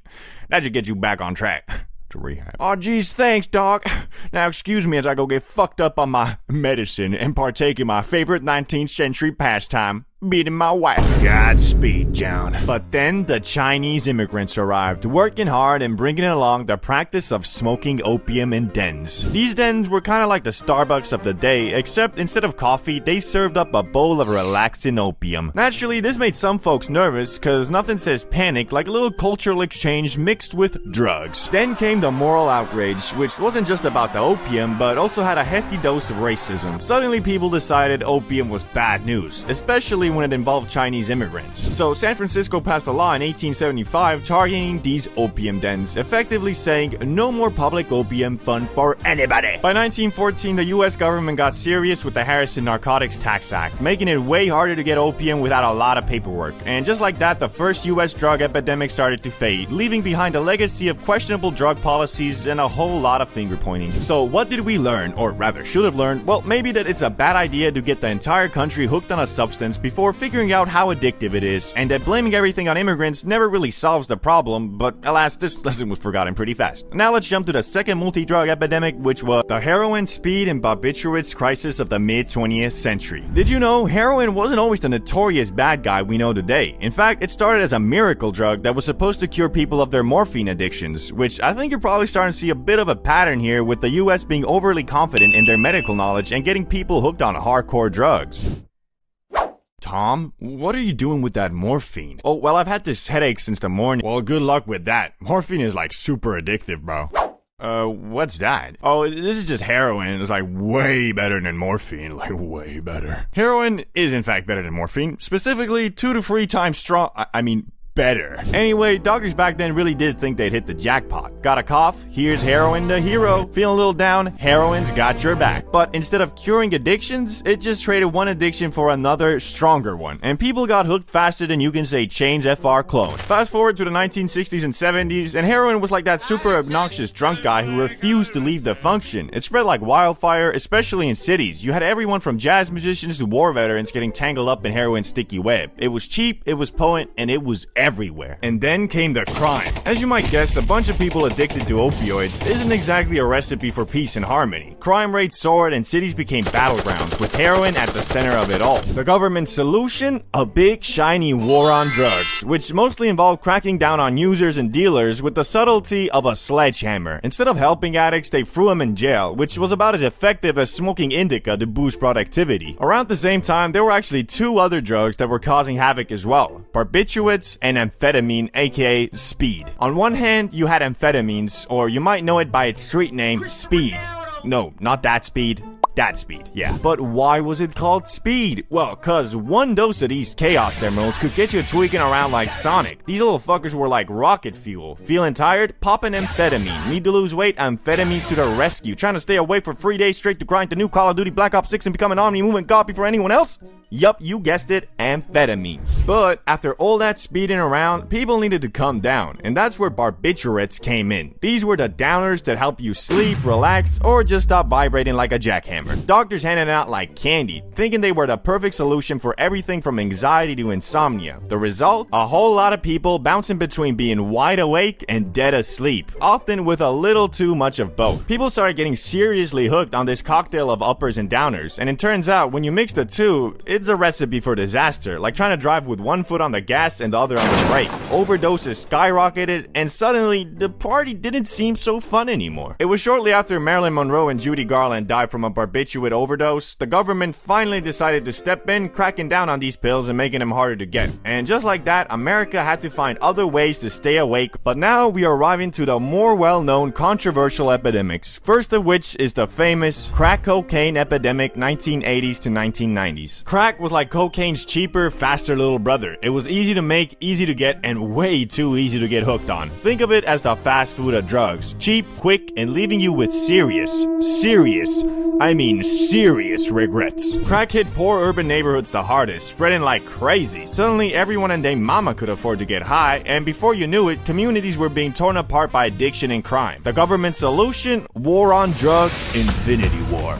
Okay, that's not what they called it, but I mean, it was technically a sequel to the original War on Drugs. But unlike the Avengers who went after the big bad guy behind the chaos, it mostly involved locking up minorities, even if they were caught with even a tiny, teeny bit of crack. It was like a cruel game of gotcha, where basically everyone lost. Crack is also one of those drugs that if you do it once, it changes the biochemistry of your brain. The euphoria you feel from smoking that shit goes way beyond what the brain can produce itself. So once you get that feeling, your brain will start equating true happiness with smoking crack. That's why even people who are able to quit will most likely never be the same again. If you ask Dave Chappelle, the whole thing was a tragic, darkly ironic mess. He pointed out that when crack hit black communities, the government's response was all about punishment, not help. Fast forward a couple of decades, and when opioids started affecting white communities, suddenly everyone's talking about treatment and compassion. As Chappelle famously joked, it's funny how the tune changes depending on who's affected. The crack epidemic wasn't just a drug crisis, it was a stark lesson on how race and class can influence government response. And while crack might have faded from the headlines, the impact of those years is still being felt today. But before we can get to the current opioid and fentanyl epidemic, we have to quickly skim over the drug best known from a bald cancer patient with a chemistry degree. The meth epidemic, 1990s to present. If you thought Red Bull gives you wings, meth gives you freaking rocket boosters. It's cheap, it's easy to make, and it turns you into a jittery paranoid tweaker real fast. Meth, like everything else in this video, spread like wildfire, especially in rural areas where it became the go-to solution for anyone needing to stay up for days or just looking for a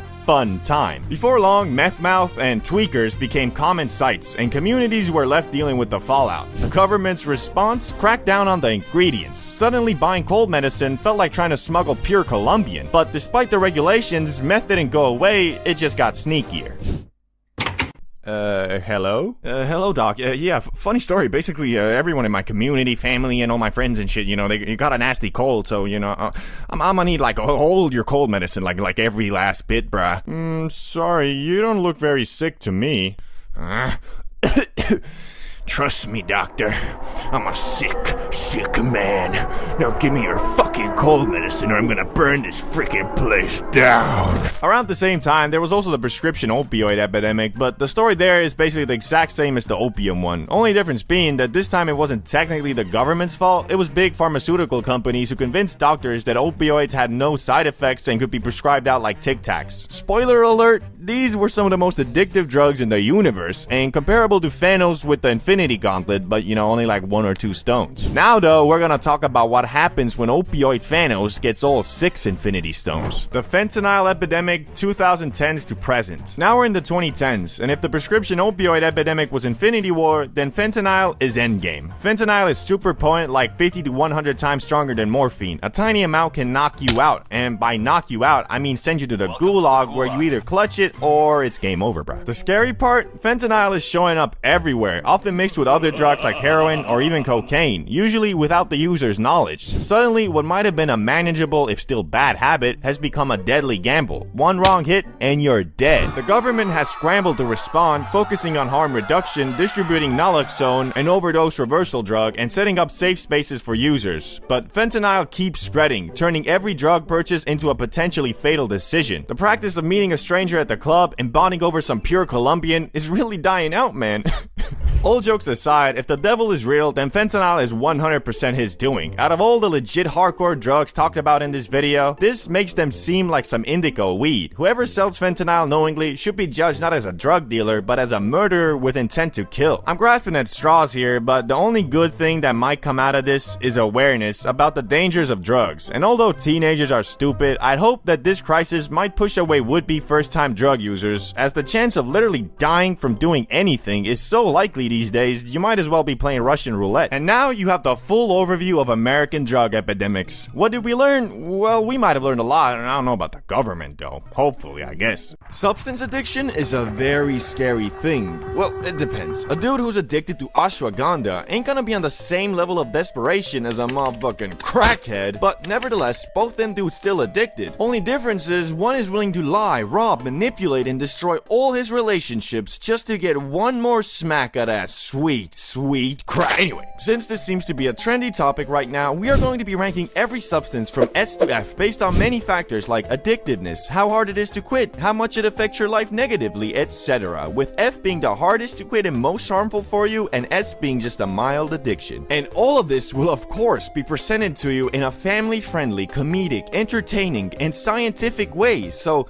YouTube, please, I'm just a funny stick man. So let's start it off with what your boy might be addicted to just a teeny tiny bit, and that's of course weed. Some people might say you can't get addicted to weed, and to those I say, bro, you dumb as shit. Okay, not to be mean, but that statement is just false, because as humans, we can get addicted to anything and everything. Even shit like a cool breeze on a hot summer's day could get you addicted, because that shit feels nice, bro. What I'm trying to say is that even though getting physically addicted to the Zaza is quite hard, getting mentally addicted is easier than watching a 10-minute YouTube video. Well, if you're Gen Alpha, this doesn't apply to you with your skibbity toilets and stuff, but you get what I mean. It's all about habit and relieving stress, and even if you smoke up once a day at the end of your day when you got all your shit done and it's time to relax, you still mentally addicted by equating relaxation with smoking the Lord's loud. But overall, if I'm being a $125.5 with you, this isn't too bad, because when you're at this level, you won't start tweaking if you don't have any weed. You just prefer it if you did. But if you do smoke up 24/7, it's a bit different, because your body will start relying on the ZA to get you through your day. Although honestly, it's kind of hard to get to that point, because if you're anything like me, after a day or two of smoking weed and doing nothing productive, your mind will tell you, oh boy, time to get faded and play V Rising all day again.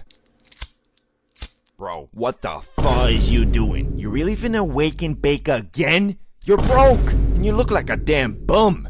Man, I swear, you wake and bake today too, and I'ma start giving you mad anxiety, bruh. Oh, okay, fine. I'll be a functioning human today. Total busk. So all in all, weed gets a B rating because of its mostly non-addictive nature and relative ease in which it is to quit for most people. Very much unlike fentanyl. Not much to say here. Smoke once, you dead, bro. Don't have to worry about quitting, cause, well, you're dead. Oh, but if you do survive, your brain has now been chemically altered forever, so now all you want is the stuff. So if not instantly, you're dead in a week or two tops. Although I think some people have managed to quit, they'll probably just never be the same again. So complete F tier. Nah, actually fucking Z tier. Don't even think about it, bro. Crack. Now, before I researched into fentanyl, I thought this was like the pinnacle of addiction. I guess not, cause I saw this clip of some dude talking about how veteran crackheads who have been alive for decades and still smoking that shit be dead instantly after taking a sniff of fentanyl. But even so, crack is F tier, cause just like fentanyl, it alters the chemistry of your brain, and now the pursuit of happiness turns into the pursuit of crack. Again, don't even think about it, bruh. Now let's tune back from the hardcore stuff in hopes that this video still staying monetized, which seems more like a fantasy right now, but anyway. Caffeine, the wonder drug, a widely accepted and extensively researched substance that works by stimulating your body and increasing the activity in your brain and nervous system. Just drink too much of it and it'll have the exact opposite effect, leaving you super anxious and unable to work properly. Also, it is somewhat addictive, although quite controllable, but if you do drink the same amount of coffee or shotgun a Red Bull every day, pretty soon you'll discover that the Red Bull isn't really getting you going anymore. So now you need another, so you either get another, or you realize that this is a slippery slope and not drink that Red Bull for a day or two and your tolerance goes back to normal. I found the best way to manage your caffeine addiction is to only consume it when you feel like you're gonna need it for the day. What I mean by that is if you, let's say, work from Monday to Friday, then drink a coffee or two those days, but refrain from consuming caffeine on the weekends. That should give your mind and body enough time to reset your dependency without it even being that hard. There's also a bunch of research showing that 1 or 2 cups of coffee are actually good for you and can lower the likelihood of type 2 diabetes, heart disease, liver and endometrial cancers, Parkinson's disease, and depression. So yeah, bro, I mean, with the other shit on this list, I think it would be silly for me not to throw it at S tier. But do keep in mind, moderation is always key to what you consume, how you plan your time, how you live your life, everything, bruh. But coffee, S tier, moving. Nicotine. Nicotine is like caffeine's evil brother, cause just like caffeine, nicotine can increase your focus and help you get through your day. Only problem is, unlike caffeine, which I'd say for most people can be a controlled addiction, vaping usually isn't. In fact, a big portion of people who consume this stuff do it to the point of it having the exact opposite effect, making you dizzy and less energized. And just like caffeine, you build up a tolerance pretty fast, making your sin bombs less bomby with each stuffing. The worst part of Nick, though, is always gonna be the fact that most dudes are inhaling aerosol in their lungs to get it in their system, which from that you will experience gross side effects pretty fast, like phlegm in your throat 24/7, loss of lung capacity, and pretty soon anxiety when you can't suck on your vape for a prolonged period of time. But the actual worst part about vaping is that it's fucking lame as shit. And even though in high school it might have made you cool, in the real world being addicted to flavored cancer-infused mists really shows a lot about your character. Character? What does that even mean?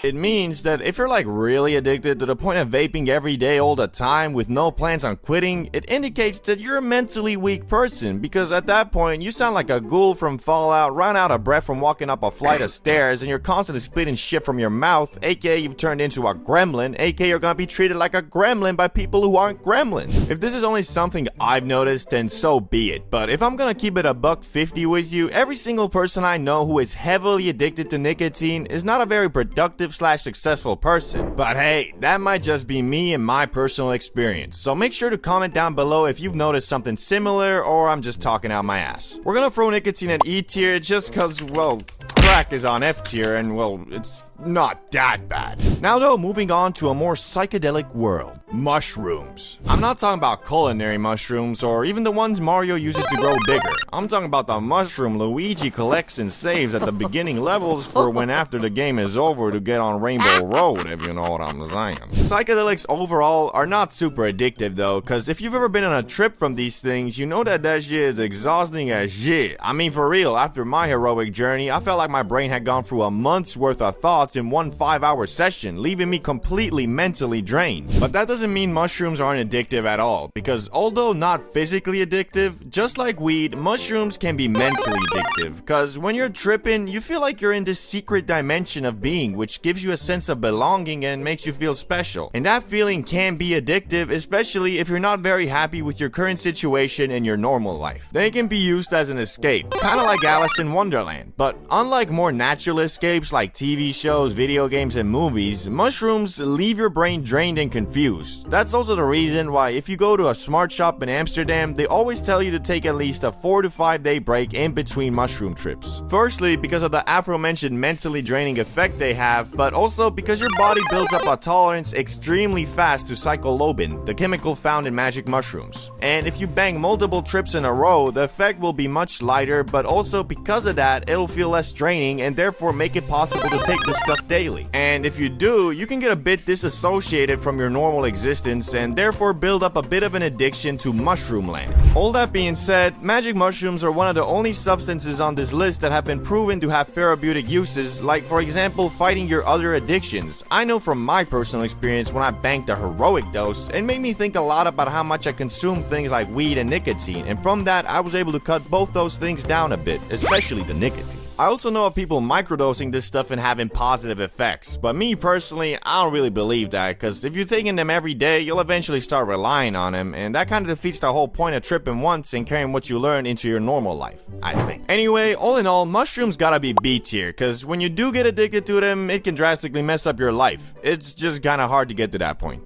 January 1st, 2014, there is a line of people in front of a store in Denver, Colorado. Time goes by and they finally open, which then a man walks in and buys the first ever legal recreational bag of weed in the US and gets absolutely obliterated. And I'm pretty sure no one expected this event to bring forth one of the fastest growing industries in the United States. From being known as the murder drug in India to going to your local dispensary and buying an $80 bag of banana strawberry pudding flavored weed, this is the story of how the ZA went from illegal to a projected $100 billion industry by 2028. And it all started in the early 1900s. The initial regulation of cannabis in the United United States came with the enactment of the 1937 Marijuana Tax Act. There is a widespread belief that the decision to outlaw cannabis was driven by racial motivations, for you see, during the early 1900s, a growing influx of Mexican immigrants into the US prompted a shift in media discourse towards portraying the ganja as a dangerous substance, leading to the implementation of stricter drug and cannabis laws. Media reports even went as far as labeling marijuana as the murder drug. Yeah, bro, not meth and not coke, weed was the murder drug. What are you doing, bro? Smoking that murder drug. Oh, I didn't know it was that bad. Yeah, man, it makes you violent and literally go insane. Oh, damn, I'll put it away. Thanks for warning me. Nah, you good, just don't do it again. What's that? This? Don't worry, this is just crack. Also, during this time, newspapers frequently circulated assertions linking marijuana use to mental illness, promiscuity, and violent behavior. These claims significantly deterred recreational marijuana use among the majority of Americans, despite the substance not being widely recognized at the time. Which, my favorite of the bunch is definitely violent behavior. I just can't deny that every time I smoke a doozy at the end of my day, I get this sudden rage, and I just start fucking going apeshit. That's probably also a big reason why Bob Marley was such a war activist and always propagating rage and hatred.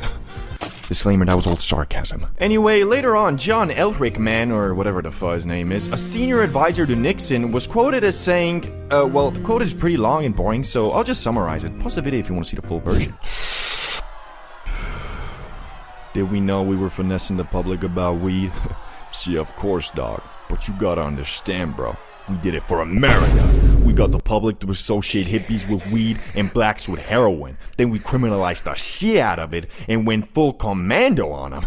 We talking Rambo. We talking death to the chopper. Shit, we went full D-Day on them motherfuckers, man. We hit so many damn licks. Shit was kind of ridiculous. This quote was kind of the catalyst of the 1970 Controlled Substance Act, which was the consolidation of over 200 previous drug laws into a single statute governing the production and distribution of specific substances. Under the Controlled Substance Act, drugs were categorized into 5 schedules based on their potential for abuse and medical utility. This streamlined the process of drafting and amending laws to encompass entire groups of drugs rather than addressing each one individually. Schedule 1 drugs, the most rigorously regulated, were classified as having no recognized medical value, so obviously medical marijuana must have been like the lowest schedule, right? Wrong! Despite evidence indicating a lower risk of abuse and clear medical benefits, marijuana was still placed under Schedule 1. Research has demonstrated its effectiveness in treating conditions such as AIDS, cancer, epilepsy, and various other medical ailments. But I guess Congress was still like, it's not the Lord's loud. It's the devil's lettuce. Since its initial prohibition, there have been ongoing movements advocating for the legalization of cannabis, which in the 1970s pressure to legalize weed intensified in California. Proposition 19 aimed to legalize the grass and was introduced on the ballot in 1972, but garnered only 33% of the vote, so it failed for now. The push for legalization has primarily focused on 3 distinct products: CBD, medical marijuana, and everybody's favorite, recreational marijuana. So finally in 1996, California became the pioneering state to overturn the prohibition of weed by legalizing medical marijuana, despite conflicting with the federal law, brah. Subsequently, in 2012, Colorado and Washington became the first states to legalize recreational weed use. Oh yeah. Yo, bro, did you hear? Weed is finally legal. Really? Yeah, bro, I just bought this from a store. Shit is wild. So you're telling me if I went down to my underground farm, harvest my 20 or so pounds of weed, then go to the university campus, set up a weed lemonade stand, and sell all of my lemon haze to the students, I'm not a drug dealer and just a businessman? Nah, I think you can like have a couple grams, and your operation is still, well, not gonna lie, bro. I got a wire, and the FBI should be kicking your door in right about... FBI, open up!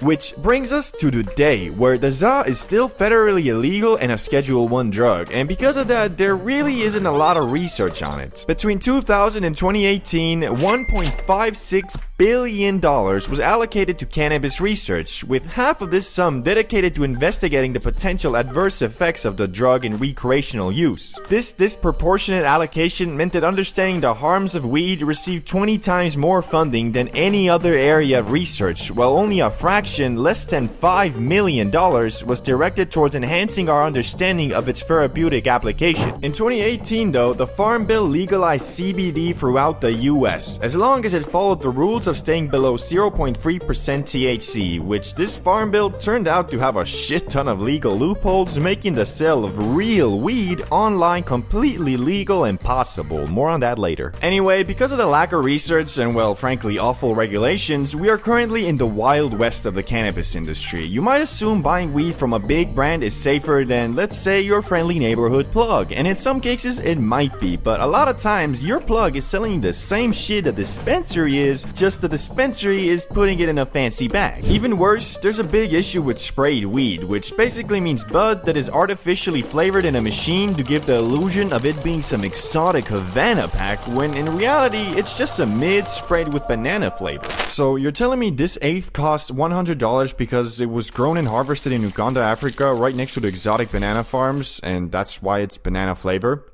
Yup. Then why is there a spray bottle right there labeled banana? Why are you asking so many questions, man? Are you a cop? What? No. Guys, get over here, we gotta kill this guy. But you can't fully blame the growers and dispensaries for this. The problem is the regulations and taxes that are put on these products are so hefty it makes turning a profit really hard. Basically, if your manufacturing cost isn't like at least 10 times less what you're selling it for, you're kinda screwed. There's also a multi-billion-dollar industry that spawned from the 2018 Farm Bill called the derivative industry, and if you don't know what derivatives are, they're basically weed, but sometimes altered chemically, like for example HHC, which is just THC but with an extra hydrogen molecule. The most insane derivative is THCA though, which is quite literally just weed, only in its normal state before you heat it, it isn't. It's only after when you light it that shit converts to regular old, get you smacked like a penguin THC, which, you know, unless your main method of getting high is sticking the nug up your ass.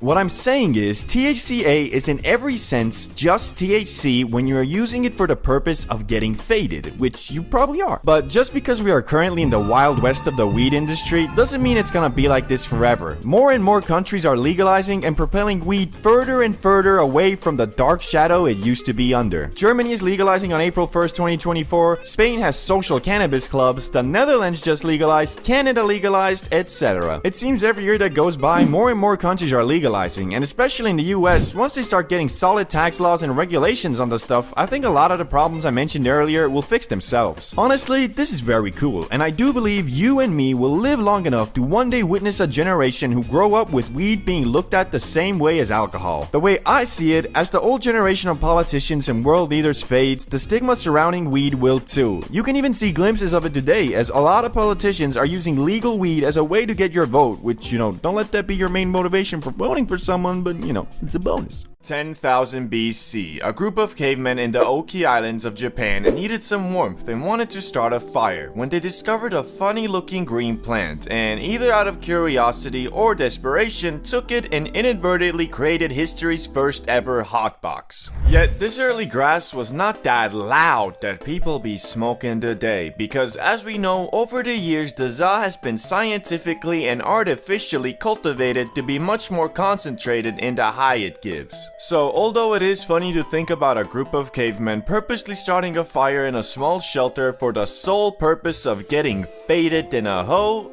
it is unlikely that it actually ever happened. Yet aside from this iffy recreational stint in Japan, hemp was first commonly used in the lands that are modern day Mongolia and China for more practical uses like eating it. Which, after saying that, you might be imagining something like this. Yo, what's up? How you doing? Had any fun with those new seeds I gave you? Yo, nah, I actually came here to give them back. Last night I was looking at the moon and I swear that motherfucker was looking right back at me. But alas, this probably wasn't the reality because the THC levels in this early cultivated Zaza were just really low, but soon the Chinese would discover that the holy plant's fibers were also great for making stuff too, like clothes, paper, and bowstrings. Which turns out hemp fibers were superior to the bamboo ones used by rivaling factions, allowing the Chinese to shoot their arrows much further. So basically, back in the day, if you were having a long distance bow battle and were losing, you might have screamed out, "We need to get closer! These motherfuckers have weed!" Anyway, it wasn't long after mofos realized that the loud wasn't only good for making stuff, it was also great for treating physical maladies. And after a couple thousand years, Emperor Shen Nung, known as the father of Chinese medicine, included the magic plant in his medical encyclopedia under the name Ma. Which, that sounds oddly similar to Za, doesn't it? I'm guessing every couple thousand years the first letter changes or something. But now, let's explore the question we're all asking. When exactly did mofos start ripping that shit to get faded? Well, one of the earliest counts is about 2,500 years ago when researchers discovered 10 mini barbecues in a cemetery near modern-day Tajikistan that had residue of burnt cannabis with a much higher concentration of THC than normal, probably meaning it was selectively bred to get you, well, lit. Although this was one of the first counts of people purposely inhaling the broccoli to get high, it was most likely used as part of a ritual to invoke an altered state of mind so you could communicate with spirits. Which shit, dog, I wanna know what these dudes were smoking, cause I ain't never heard of no grass that gets you to the spirit realm. This might have low-key been the last kush Snoop Dogg smoked, cause once you get so high you start communicating with your dead gran-gran, that's when you really might be like, okay, I think it's about time I stop smoking this shit. Since cannabis, for one reason or another, proved to be quite the useful plant, people started trading it around the world as soon as it was domesticated. Which the only people who didn't really fuck with the Zaza were Europeans who preferred getting hammered instead, which is low-key reflected in modern times too, especially in the northern countries where once you turn 18, you can drink as much poison as you want, but if you want to blaze, well, you might be looking at a little bit of jail time, my boy. But now, let's quickly go over the uses of cannabis throughout different cultures so we can move on to the modern age, starting with Hindus. They made something called Bang, an edible cannabis paste that had medicinal properties but also got you high. This could be added to a variety of foods and drinks, which this Bang was the preferred food of the Hindu god Shiva, making him in my eyes the god of edibles. Disclaimer, that was a joke. Islam. Here the Za was called hashish and was introduced about 1,000 years ago, which hashish wasn't strictly forbidden in the Quran at first, so a lot of Muslims ate it for its medicinal and relaxation properties. But later, Egypt basically banned it, and also the Quran was revisited by many and reinterpreted to include hashish to be banned just like alcohol. The Vikings. These dudes basically used the Za to make rope, sailcloth, and other things, but also for its medicinal properties, mostly to relieve pain, and to date, there's no hard evidence that they consumed it for its recreational use, but you know, maybe they should have, because they were quite the horrendous savages and murderers, so it might have made them think a little bit about peace and love. But what about America, England, and the actual global world powers? How did they react to weed? Well, again, like the Chinese, Europeans and Americans at first prominently used the magic green plant in the 16th to 18th century for more practical things like making sailcloth and rope, which the plant itself grew much larger in the New World soil, and combined with the practicality of it, everything started being hemp-derived. Clothes, paper, well, basically anything that required fibers. But the question still remains, when did mofos start smoking that shit to get blasted on the regular? Cause although at some point you, your neighbor, your grandma, your boss, and even George Washington were out here growing weed, wasn't nobody out here rolling them up. Well, until the arrival of Mexicans. The loud version of hemp first arrived in Brazil in the early 1500s by way of enslaved Africans traveling with the Portuguese. And the native South Americans, who are already consuming some other psychoactive substances, quickly started blazing the Zaza too, and its use soon spread across South America and into Mexico, from which in the 1910s is when the loud first spread into the US, via Mexican immigrants escaping the effects of the Mexican Revolution. And almost immediately the good was viewed as a threat, and by 1931, 29 states had banned its use. Although it wasn't really the Zaza that the US didn't fall with, it was unfortunately mostly just racism against Mexican Americans and black citizens of the South, which both these groups were enjoyers of the Za to some regard, so it became a scapegoat for racial bias in the US, and they blamed it for everything from petty crimes all the way to murder. And in 1937, the US completely banned all non-medical use of weed, which all of this kind of explains why the mostly peaceful plant has been thrown in the same Schedule 1 category with full-on life-destroying substances like heroin and cocaine. But thankfully, a couple decades later came the hippie movement of the 1960s to 1970s. This is what likely sparked the comeback for weed, cause unlike before, when the Zaza was mostly smoked by Mexican immigrants and black citizens who the US was massively racist against, the hippie movement had middle-class white American youth start blazing too. Which it was all about love, peace, spirituality, non-violence, and of course, every hippie's favorite, recreational drug use. Although most hippies were all about peace and love, that was quite easy to say when most of them were literally privileged enough to drop out of college, run off with Cassandra in a rainbow van, go on copious amounts of mindset-altering trips, mostly powered by LSD, and then return 10 years later to their parents and have them say, "It's okay, son. I was young and stupid once too." Anyway, although the grass was still federally illegal, this didn't really do much, cause in 1976, 1 in 8 Americans over the age of 12 admitted to smoking it in the past 30 days. Hippies though were especially interested in cannabis, so much so they went on something called the Hippie Trail, which was basically an excursion by the youths of the world to go over to the Middle East and India, all while riding in magic buses and discovering new ways to get absolutely blasted, such as smoking the concentrated Zaza resin known as hash.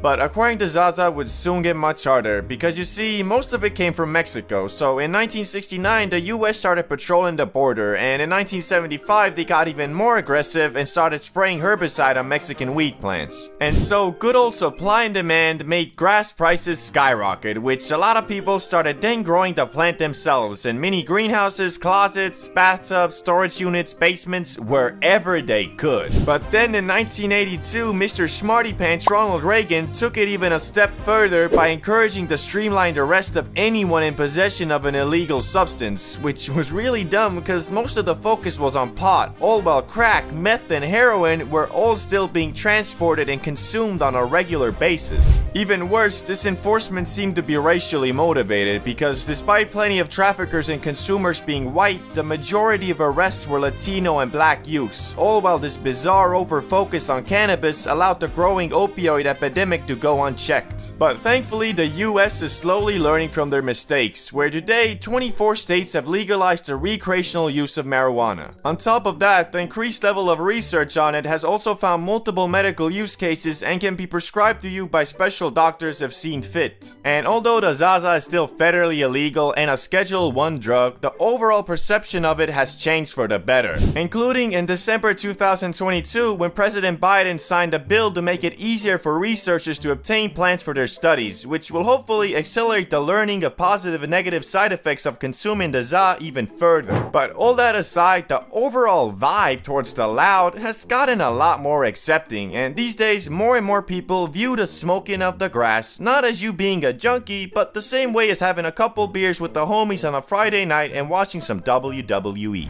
The Plug, a holy being that will always be there for you, especially when you don't need him, and also occasionally when you do. And because I don't live in the fancy America, where all the big vloggers and TikTokers are, I still rely on the Plug for my Zaza. But after years of buying from different plugs, I always wondered how much money do these guys actually make and what are the requirements to be successful in the profession? Well, finally, after the introduction of a new, scientifically enhanced type of grass, HHC, I kinda got the answer to these questions, and I'ma be honest with you, it ain't what I expected. As I said before, it all started with the introduction of the so-called new and improved ZA, HHC. And because it was new and regulations had not been set, even in my Stone Age country where an 18-year-old can buy a liter of vodka and drink himself to death, or just get hammered and get the sudden urge to call out the 6'5" undefeated heavyweight MMA fighter at the club because, well, when he sees red, bodies start dropping.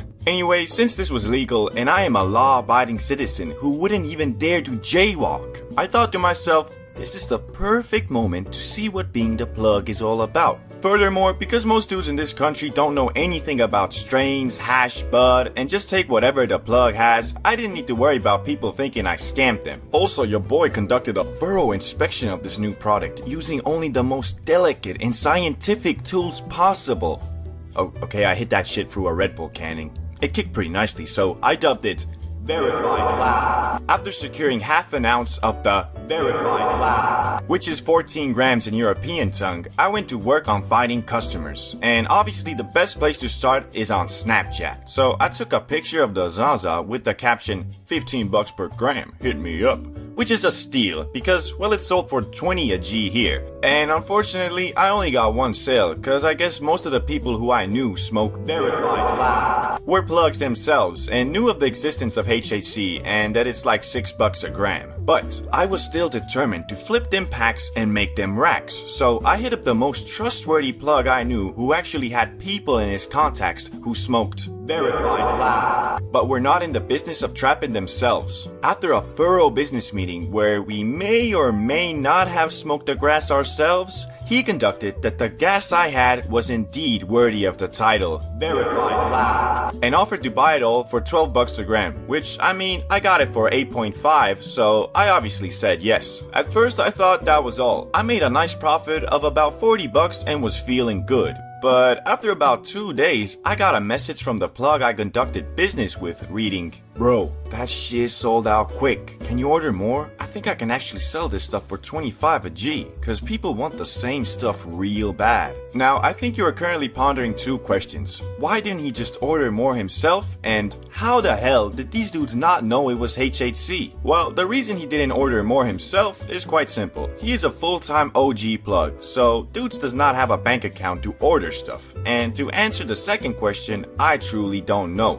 I couldn't really believe it myself, but I guess most owners really don't give a fuck about news and staying up to date with it. In the words of the great plug himself, these dudes just wanna get as f***ed up as possible. They don't know nothing about no THC, HHC, CBD, BBC, NBA, MMA, nothing. Anyway, it all sounds great, right? Everybody loves the verified loud and are willing to pay premium for it. Plus, it's all technically legal and I don't even need to sell it myself. Well, it would have been, but there were two problems that made it a bit more sketch. You see, the issue with HHC is that it's a chemically produced product. All it actually is THC with a couple extra hydrogen molecules. And through thorough research, both practical and scientifical, I found out that HHC is very unstable in nature, meaning one patch of the same strain can truly be verified loud. But then the next patch made with the exact same saw and same way could be some whack leftover Reggie. It's because it's very hard to control how well this hydrogen molecule binds to the THC and not financially worth it to control the potency of each patch. So you could order that shit once and get some damn moon rock, or like the first experience I had with HHC, get some damn oregano. And the second problem was the plug I was conducting business with didn't want that risk all to himself, so I would have to cover the upfront costs of the HHC and then give it to him where he would hopefully flip it for 25 bucks a G, which I would receive 15 bucks a G and him 10. So here I was with quite the pickle of a conundrum. Should I order a whole ounce of HHC, which by buying an ounce you get the best price per gram, but I risk it being whack Reggie? Or should I just order a fourth, therefore lowering the risk of getting whack product, but also lowering the profit margins? And the conclusion I arrived at was the best of both worlds. I ordered half an ounce just like before. After receiving the good, I gave half of it to the trustworthy OG plug and waited for that passive income to roll in. But unfortunately, it was as I feared. The stuff I got this time was still good and solid, but it just wasn't the verified loud I received before. So the OG plug was having trouble marketing it as premium ZA and lowered the price to the industry standard 20 bucks a G. But unfortunately, dudes were catching on as well, and some of them refused to buy the ZA cause they could just order it online. Like, yeah, you can, but wouldn't you rather buy from your friendly neighborhood plug? I guess not, cause after a couple days, the OG plug sent me another message. Yo, this stuff ain't moving like before, and people catching on about the origins. I have half of the stuff left. If you want, I'll buy it out for 10 bucks a G, or just return it to you. Which I hesitantly chose the first option, so I had him just buy it out. Yet there was still the issue of the 7 Gs or so I had left, which I initially planned on flipping, but was unfortunately unable to, cause mofos knew I got that shit for pennies compared to the asking price. So I did as all plugs would do and dubbed the leftover HHC as my personal stash, and just started blazing my own product, which was kinda stupid in hindsight because a couple weeks after, HHC was illegalized, as we all knew it would be, and became a rarity in the ZA industry. which mofo started flipping that shit for 30 bucks a G. Like, goddamn, it ain't even that different from normal za. Anyway, by the end of it all, I made a bit under $100 in profit, or in another metric, about 10 G's of za, which I smoked myself. So really the conclusion to my plugging experience was I got free grass, which was a bit underwhelming cause I was hoping to become the local Pablo Escobar, if you know what I mean. Moral of the story is don't get high off your own supply, or at least if you want to be a businessman. Oh, and also don't sell illegal things, cause well, this HHC was legal, so I could have technically flipped it on Facebook Marketplace or something. Types of plugs you will encounter. This topic is very near and dear to my heart, cause unfortunately to this day, I still have to rely on these guys for my Zaza. So you can imagine after years of experience of buying from tens of different plugs, I'm quite certain I have dealt with every kind there is, from the most vicious acting as gangsta as humanly possible thugs to the high school dudes who just want to fund their Zaza addiction by selling it. And I think it's appropriate to start off with the type of plug I bought from my very first time. And he was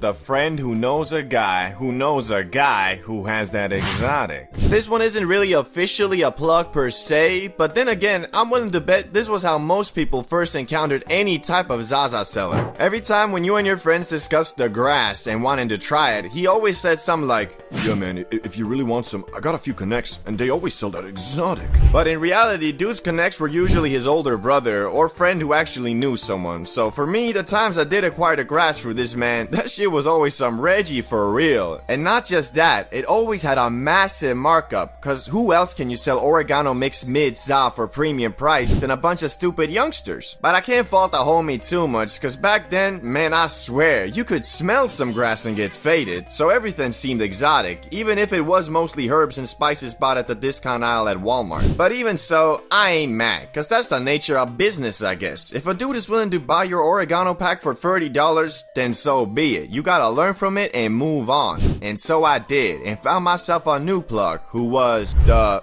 Yeah bro, that's an eighth. It's just like super compact. You know, like a diamond. The dude who always shorts you. A plug like this never has any longevity, cause I mean, after being shorted 1 or 2 times max, however much you crave the za, usually your self-respect won't allow you to go back to mans like... So, you got the eighth? Yeah, of course dog, I'ma hook you up nicely this time. This some good shit. Nice. Show me the bag real quick though. Gotcha big dog, here it is. Where is it? Oh, wait, hold up, my bad. You need this to see it. Okay. Do you see it now? It's like super compact, you know, like a diamond. Yeah, like a diamond, right? Yeah, okay, but I'm gonna have to skip this one. I don't really even want any za right now. Alright, bro, you're a loss. Get the fuck out of my car. You don't want no smoke, don't want no jazz. These the plugs who exclusively sell to stupid kids, cause anybody with any understanding of how 1 gram of za should look like would just tell him to F off and remove him on Snapchat. But this guy also abuses his status of the plug to provoke fear into dudes who don't yet know any better and think these guys are all freaking mafia level gangsters who, if you disagree with them, finna pull a Scarface and take out a M249 and start going bananas. But don't feel too bad if you've fallen for this scam before, cause I have too. In fact, I had a friend who was supposed to get 1 gram, but the plug gave him 0.1, and my man still bought it. Mostly cause he didn't even know how much a gram is supposed to look like, so he just trusted him. Anyway, next type on the list is the complete opposite, and one of my favorites, and he is the always faded plug. This guy could also be called the plug who only sells to fund his copious amount of Zaza consuming on a daily basis. And why he is one of my favorites is for multiple reasons. Firstly, because he is the king of getting high off his own supply, he always has a comment on the stuff you're getting. Secondly, because mans is faded 24/7, he don't really want any confrontation, so he'll probably never short you. In fact, sometimes out of the warmth of his heart, he'll throw some extra in there, depending if he likes you as a customer or not. And lastly, because he has evolved to a point where being high is his normal state, which don't ever get that far. It's not good for your health, and it can and will ruin your life no matter how much you hear Zaza isn't addictive. It can be if you take it too far. But anyway, because of the fact he cannot live without the magic ring plant in his system, in my experience, he has always had a 100% success rate to the text,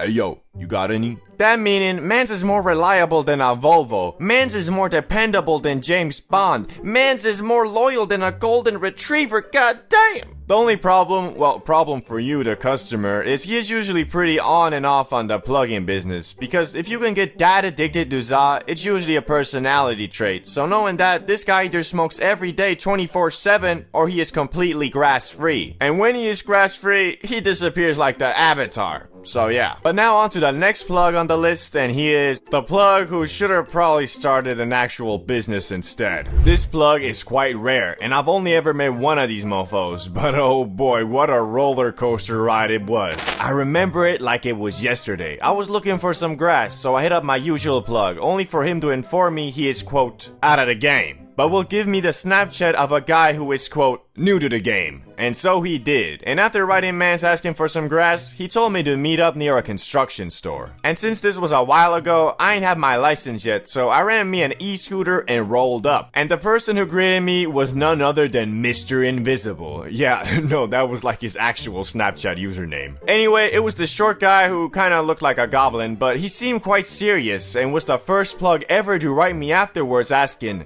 how was the stuff? And after replying, he also gave me a freaking affiliate program. Not for real. He told me every friend I link him up with, he will give me 20 bucks if they ever buy from him. I ended up not doing that cause it kinda seemed ridiculous. Like, bro, you sell grass, not fucking VPN subscriptions. But over the next 6 months, I would see this man build a Snapchat grass cartel. Dudes was posting stories every day of his illegal activities like he had the cops under his payroll or something. And funniest part was, over the 6 months that I acquired the grass from him, I saw how his $10 camo pants and $15 Shane jacket turned into Gucci pants and an Armani jacket. Like, goddamn! Bro was really trying to be the local Scarface, and dudes even had mofos working for him. Like, sometimes I'd write him and he'd literally reply, come here, I'll get an employee to bring it to you.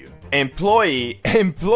Bro was acting like he Mr. Krabs, sending SpongeBob to secure the secret formula. But unfortunately, his plugging career ended in about 6 months, where he sent us off with a heartwarming goodbye on his Snapchat story reading, greetings, my beloved customers. I am informing you all that I will unfortunately no longer be your plug, as I am moving on. It was great while it lasted, and I wish you all the best. As for the Zaza, I mentioned 3 people in this story who will fill my shoes in this field. Stay cool. Peace out. And the craziest part is, I'm not making any of this up. This dude was a legit comedy movie character, and his personality reflected it. He was like the generic Slav trapper guy who tried his hardest to act as gangsta as humanly possible, and every sentence man said had to have at least 2 curse words. So yeah, although he is the most memorable plug I've ever had, he definitely wasn't my favorite. That spot has to go to the friendly neighborhood plug. The best plug a man can ask for. This would be the dude that lives close to your neighborhood, so you don't have to travel around the whole of Skyrim just to get some za. But if that wasn't enough, this the plug that also, as the name suggests, is friendly and doesn't act all gangsta, nor shorts you for no reason, nor is high 24/7. He's just a chill, reliable guy. And sometimes he'll even come to you, cause you live in the same neighborhood and he enjoys riding his bike while flipping packs and making racks. And unfortunately, however much this dude is just a normal human being, in the field of plugs, well, he's like a diamond. Very rare. So if you got yourself a plug like this, be thankful for your blessings, cause your next one is probably gonna be the usual local wannabe Pablo Escobar. But hey, plugs usually switch like every 4 months anyway, so don't be discouraged when yours is, well, weird. Buying from the plug is always an experience, cause unless you're super tight with him, you never know if you're gonna get the leftover oregano Reggie pack he scraped from the bottom of his grinder, or if you lucky and the RNG god smile upon you, you might just get the finest organic grass-fed grass there is on planet Earth. But alas, most plugs keep that quality stuff for only the loyalist of customers or new buyers. For me, it was the latter. It begins with me and the main homie Salamander. We had just gotten home from school on a Friday and had scraped our money together for a night of hitting the Spliffington and playing video games. Now, usually it was Salamander who secured the bag, cause I didn't really have too many connects. Unfortunately, this time he was unable to find the holy saw from his usual catalog of plugs. But we didn't let that discourage us, cause we knew if there is a will, there is a way. So both me and Salamander started hitting up everybody we knew who dabbled with the powers of the green plant, and it wasn't looking too good. Altogether, we wrote about 10 people, half of which just ignored us, and the other half just said they were out. So, as we sat there on the couch, hope dwindling, sadness emerging, and worst of all, no Zaza approaching, we were about to call it a day, when one of the dudes who had initially ignored us sent out a beacon of light. Yeah, I know a guy. He just started plugging, so I can't vouch for the quality, but he definitely got some. Now, if you've ever been in a situation like this, you know it is one of the best feelings in the world when you've almost given up, but in the last second, you get that holy text of, yeah, how much? But even though we were pretty stoked, we were also a little bit wary, because this $20 we had saved up was the equivalent of 20 million in today's money, and because this guy was new and no info was given on the quality, we were scared of getting a bag of oregano. And I mean, at the time, we both thought all plugs are grueling gangsters ready to kill you on sight if you so much as make the wrong sound. So if it really was a bag of oregano, there was nothing we could do about it. Anyway, the time comes for us to meet up with this mysterious plug, and the instructions he gave us were to come to this rundown gas station's loading area in the back at 8 p.m. sharp. So we did. As we were standing there at 7:58 p.m., we could only imagine what vicious, heinous, devious killer would come to greet us. So yeah, we hyped him up a little too much, but all that mattered now was the grass and if it was good or not. We went through the usual plug dialogue options like, yo, what's up? Yeah bro, can't wait to get suited today. This that good, etc. Until he finally revealed the grass, and what I witnessed to this day I find absurd. The grass was golden. Nani? Not in like shiny gold, but it was this yellowish color with green accents. Beautiful. And the smell. Bro opened that bag up for us to sniff, but it was not necessary, as the smallest opening in that Ziploc baggie consumed the entire area with the finest fragrance imaginable. Oh, okay, well, finest is the wrong word probably.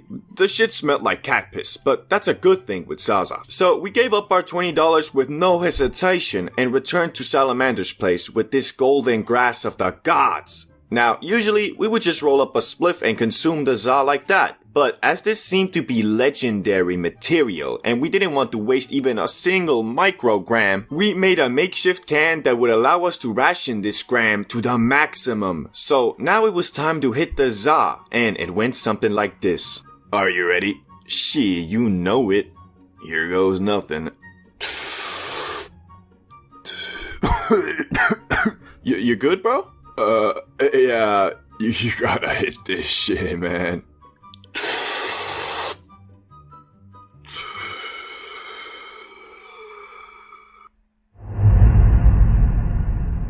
Hey, you good?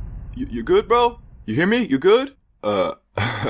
Yeah, man, this is some good stuff. This shit was heavenly. It was not of this world, I swear. Now, I'm not sure if it was because our tolerance was pretty much zero at the time, or it was really grass descending from heaven. Probably a mix of both. But one thing I do know, that was the highest I had ever been up until that point. And well, as we know, when you were really high, you don't remember much the night after. So unfortunately, I don't know exactly what we talked about or what we did, but I do remember that we caught a major case of the Joker's laughing gas cause we found everything hilarious. We were so goddamn high, it took us a solid 20 minutes to navigate the PS4 menu to launch our game of Call of Duty. And when we did launch it, we were cognitively impaired. Felt like the controller was inverted or some shit. But safe to say, that Friday night we were truly blessed by the plug, and we went on to exclusively buy from that guy until he stopped plugging 1 month later. But he will always hold a special place in my heart as the plug of plugs. Running out of za. Man, I swear, this phenomenon is always so unexpected. Like, I don't know why, but for some reason, however long I plan ahead and try to time my grass running out, it always comes kicking in like the damn Kool-Aid man. I'll be out here the night before looking at the bottom of my grinder like, Okay, I guess I gotta buy some more tomorrow. and then when the next day comes, I'll be all flabbergasted like, oh boy, nothing better than some good old za at the end of the day. What? This can't be. How have I ran out of za? I literally just had some yeah, shit.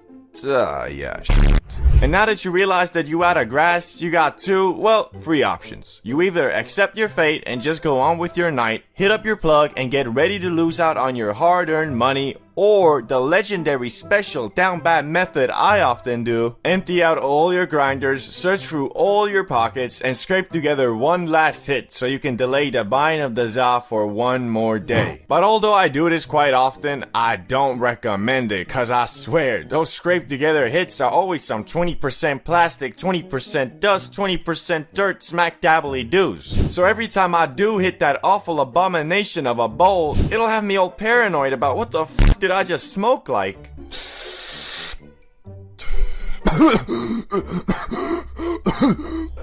Man, why that smell like burning plastic? Why am I not even high? Bro, why am I so lightheaded? Mom, I think I'm dying. So basically what I'm saying is, scraping together hits from basically nothing isn't really the healthiest move you can make. But shit, hitting up the plug at the end of the day is a struggle in its own right. Cause I don't know why these damn plugs are always unavailable when you need them the most. Like Mr. Invisible could be spamming me all day with Snapchats like... But then later, when your hitman's up asking for some za, he disappears like the Avatar. Doesn't even open your messages. These plugs really don't care about us for real, man. Speaking of which, that reminds me of this one time when we ran out and had to travel through the whole of the ghetto version of Narnia just to get some za. It was just a normal day, well, night, where me, Salamander, and Ricky had planned to smoke some grass and just chill. And of course, Salamander, being the ultra reliable photographic memory dude he is, informed us that he def has enough grass for us all to enjoy at his place. So me and Ricky pull up, excited as you can be, only to arrive at the house and be informed, yo, what's good? Are you ready to get absolutely schmacked? She, of course, Phil, but what? Yeah, I just checked my room and, well, it turns out I don't have any grass. What do you mean you have no grass? You said you had a ton, bro. Yeah, I mean I did, but I kinda smoked it all. Man, what the... Why you gotta do us like that, bro? You got us all hyped for this, and now we're here in your mansion and you're telling us there's no grass? Like bro, I'm finna cry for real, man. Yeah, bro, you're right. I'm sorry. I messed up. But don't worry. I already hit up Jimmy the Plug God. We can drive there now. Okay, sure, let's go. So we go into Salamander's parents' car, which was sleek AF, and quite literally went to the bad part of town with it, feeling like some mafia bosses, for real. But once we arrived at Jimmy the Plug God's house, he was nowhere to be seen, and well, turns out, dude hadn't even texted Salamander back. He just had us come here in hopes that the time we arrived, he would. As we were sitting in the car, waiting for a good 15 minutes at that point, Salamander tells us the dude probably isn't gonna respond. But he already wrote another plug and he def gonna hook us up. So we drive to a new place where this time the plug was actually waiting for us. So we hopped out the car and walked towards him. Yo, what's good, bruh? Yo, what's up? So, do you got that Zaza? Of course, yeah. Here it is. Bro, is that 2 G's like I asked? Yeah, it's just compact, you know, like a dime. Bro, fuck off. If that's 2 G's, then prove it.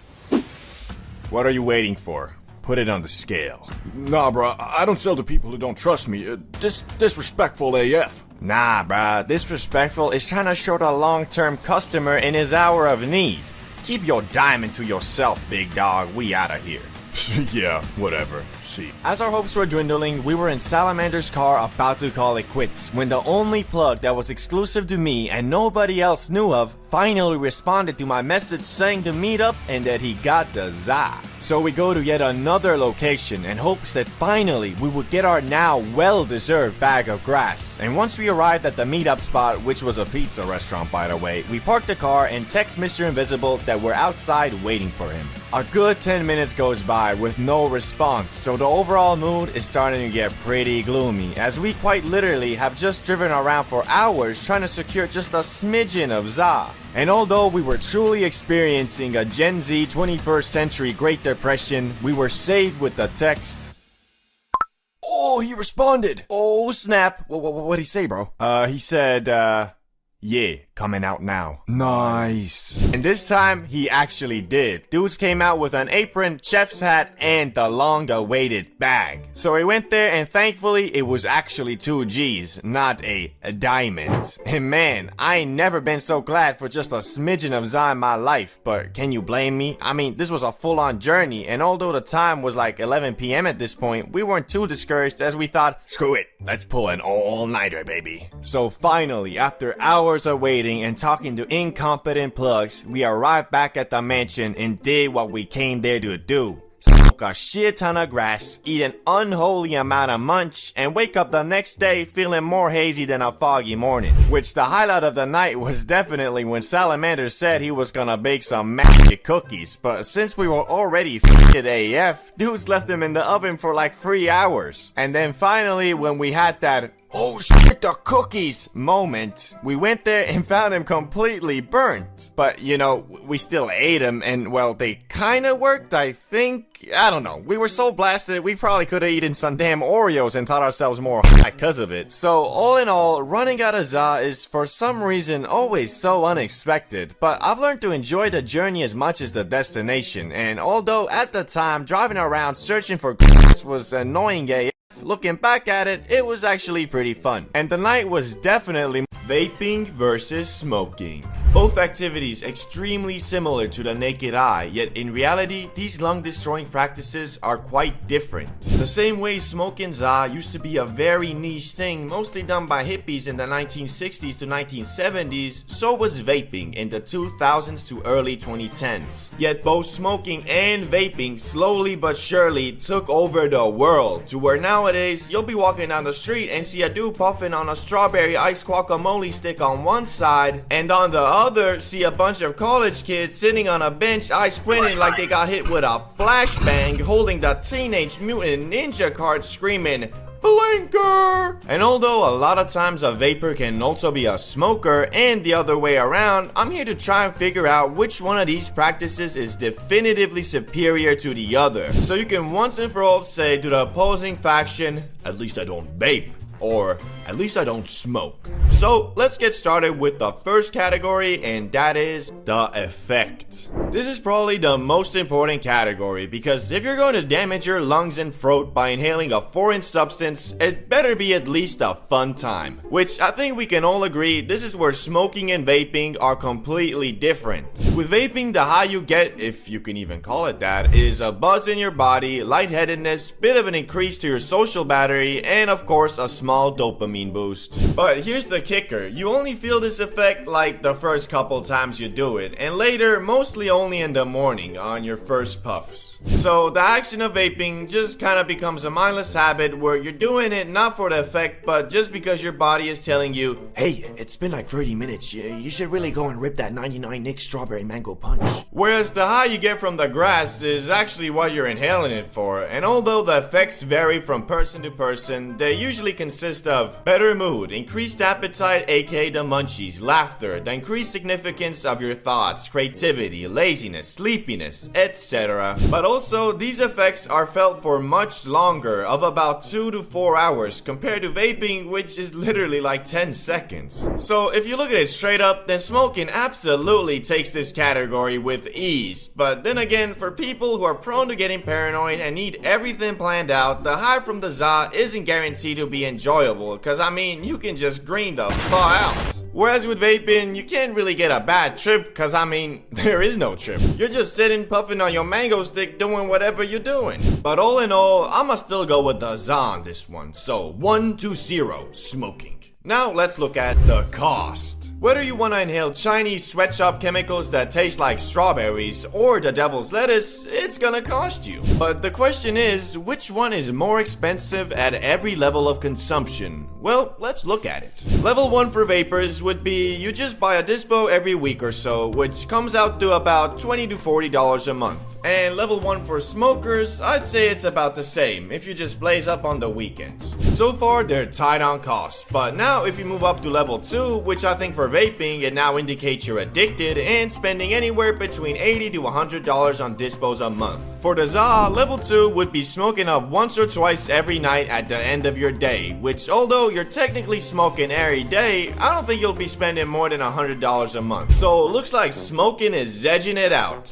Well, that's until the next level, where most vapors probably buy themselves a box mod, which is the equivalent of buying a car instead of taking a taxi everywhere. And on the other end, here's where smoking za can get a bit more expensive. At level 3, you blazing 24/7, and you're high not just at the nighttime when you're done with your day, but also when you're going through your day. And because of that, your tolerance has gone up a lot, to the point you having to spend over $200 a month just to continue your za smoking, which don't let it get that far. Please, it's really not worth it. And at level 3 vaping, because you can just get a box mod eco nic machine, your cost ain't really go up that much. Shit, it might have even gone down. So basically, at the higher echelon of being a nic fiend, it's much cheaper than being a 24/7 high stoner, which would mean vaping wins, right? Well, technically yeah, but to be honest, is it really a good thing you can puff on your lung cancer strawberry ice machine for so cheap?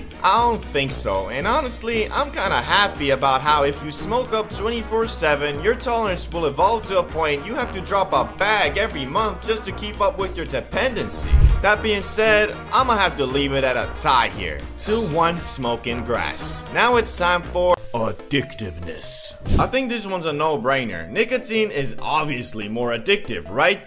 Well, yeah, but there are some more aspects to this comparison, like the fact even if you're completely addicted to nic, you can go about your everyday life just the same, cause it doesn't make you slower mentally, nor lazy, nor paranoid. It's just slowly but surely giving you lung cancer. But with za, if you really start abusing that shit, it'll affect your everyday life, cause it can lower motivation, make you less driven, slower mentally, and hazy. But all of that is only if you let yourself get that far, which is much harder than with nic. Cause the za is just less addictive than the mango stick, meaning with vaping it can literally take just one puff to get you hooked, but with the za it's more like an experience. So although you might have a great time your first high, you won't be in the school bathrooms the next day like, yo, you think you can give me a couple puffs off that? Haven't did anything in hours. Really? Give me that! okay, it's not that bad, but be wary. Nicotine fiends, they'll do anything for a puff off that elf bar. For real. Anyway, this point goes to the grass yet again because of its much less addictive nature. 3-1 smoking. But maybe this next category will ignite a comeback for vaping. Availability. Nic sticks are sold everywhere, from gas stations to smoke shops to some grocery stores. And on the other hand, the Zaza, if you're in the United States, where let's be honest, you probably are, you can get them at dispensaries or your local Pablo Escobar, the plug. Which unfortunately, dispensaries are more of a luxury that only legal state citizens in the US are afforded, and for the rest of us, we have to deal with the lawless, sometimes sleazy creatures called plugs. I mean, for real, why the fuck do I, a law-abiding citizen, have to deal with criminals on a weekly basis just because I wanna relax and eat some double-stuffed Oreos on a Friday night? But if I wanna get shit-faced drunk and go outside with the homies committing 3 counts of disrupting the peace, 4 counts of destruction of public property, and 58 counts of, yo, what's that guy looking at? He got a problem? Then that's totally fine. So I think we can all agree vaping takes this one. 3-2. Now time for a category which will either tie it up or secure the major Tate W for smoking, and that is the community. Vape Nation versus yeah man. Or at least that's the stereotype. In reality, it ain't really like that. Although from my experience, vapors are more extroverted because they're always vaping in a circle in the damn bathroom, chit-chatting about their flavors. And smokers are more introverted and chill, who would rather sit down and play some modded Minecraft with the homies than go to the club. Oh, and if you're looking for a place where you can find more people like that, then why not join the CBDBro Discord? We also just hit 5k members, so join the revolution, the weed revolution. Anyway, this could be biased because I'm a smoker myself, but I personally think the Zaza community is better than the vaping. Although I really don't like grass NPCs who make the Za their whole personality, these dudes are pretty easily spottable and avoidable. But I mean, vapors got the same thing. Imagine standing in a circle, everybody puffing on their dispo, and then some dude pulls out the Vaporizer Ultra 3000i Max, fully equipped with 8 flavors, a touchscreen, Wi-Fi, and Bluetooth capability. I think the exact same thing that I do with grass NPCs. That's a bit too much, man. Anyway, 4-2. Smoking wins. Drinking versus smoking. Both activities resulting in an altered state of mind, but that's really about where the similarities end, because as we know, in many ways, the effects of these substances are basically exact opposites. So if you put a drunk man and a high man in the same situation, for example walking down a busy street, the high man will most likely keep his head down, avoiding eye contact, observing his surroundings, and minding his own business, all while being as low-key as possible. While the drunk man, on the other hand, will probably make eye contact with everyone, all while stumbling around, bumping into trash cans and shit, while having zero idea where he is or where he is even going. Obviously, it also depends on the person and how they react to the effects of these substances. But hey, that's what we're here for, to discover the positives and negatives of both and try to make an unbiased decision on which of these substances is better. And we obviously gotta start with the most important category, and that is the effect. You ever seen a dude faded beyond belief, hanging out and having a fun time with a dude that's drunk as fuck? The answer is probably no, because as I said earlier, the personalities of the two substances just don't mix very well. Being high is a combination of overanalyzing every thought you have and really going deep into your inner 10-year-old, which means laughing uncontrollably at a TikTok your homie sent you one moment and then the next remembering that we're all really just chunks of matter roaming an endlessly expanding universe without no clear purpose except enjoying your time alive. Ooh, funny cat video. And being drunk is the exact opposite in the way that instead of overanalyzing your decisions, you don't think about them at all. Shit, you're telling me if I did a backflip off that table right now, I'd impress all the hoes? Yeah, probably. You know how to do a backflip though? Just watch. Hey everybody, check this shit out. Shit. Bro, I thought you said you know how to do a backflip. I never said I knew how to. I just thought I'd pull it off somehow. Basically, being drunk makes you overconfident, unaware of your surroundings, numb social anxiety, and overall just makes you very spontaneous in your actions. But don't get me wrong, that's not always a bad thing per se, cause being drunk is fun as fuck. To be honest, in most social situations, it's probably gonna be way more enjoyable than being high. Just the way I see it, alcohol numbs your senses and worries, while makes you more aware of them. So although in the long term, smoking grass is probably less harmful to your overall life, that's not what we're comparing here. So a bit of a controversial take maybe, but alcohol wins this category 1-0 booze. But now let's look at the thing that comes a couple hours after the effect, and that's the after effect / hangover. Not gonna dwell on this subject for too long, as I think we all know where this is going. If you get shit-faced drunk on Friday, you're gonna be fighting the urge to yourself on Saturday. Okay, that might be a bit of an over-exaggeration, but it's low-key true. Because you see, ethanol, aka alcohol, is literally poison, and when you drink too much of it, you're gonna feel like you've been poisoned. Like shit, who would've thought? And with weed, of course, there is no hangover whatsoever.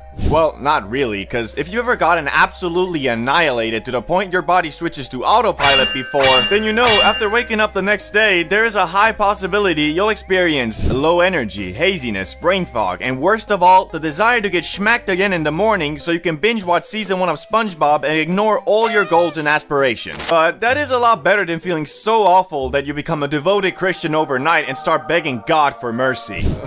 My head hurts so bad. I know I haven't reached out in a while, God, but please end this suffering, and I promise I'll never drink again. Hey bro, wanna go to Lucy's place today? Everybody's coming. It's supposed to be a crazy party.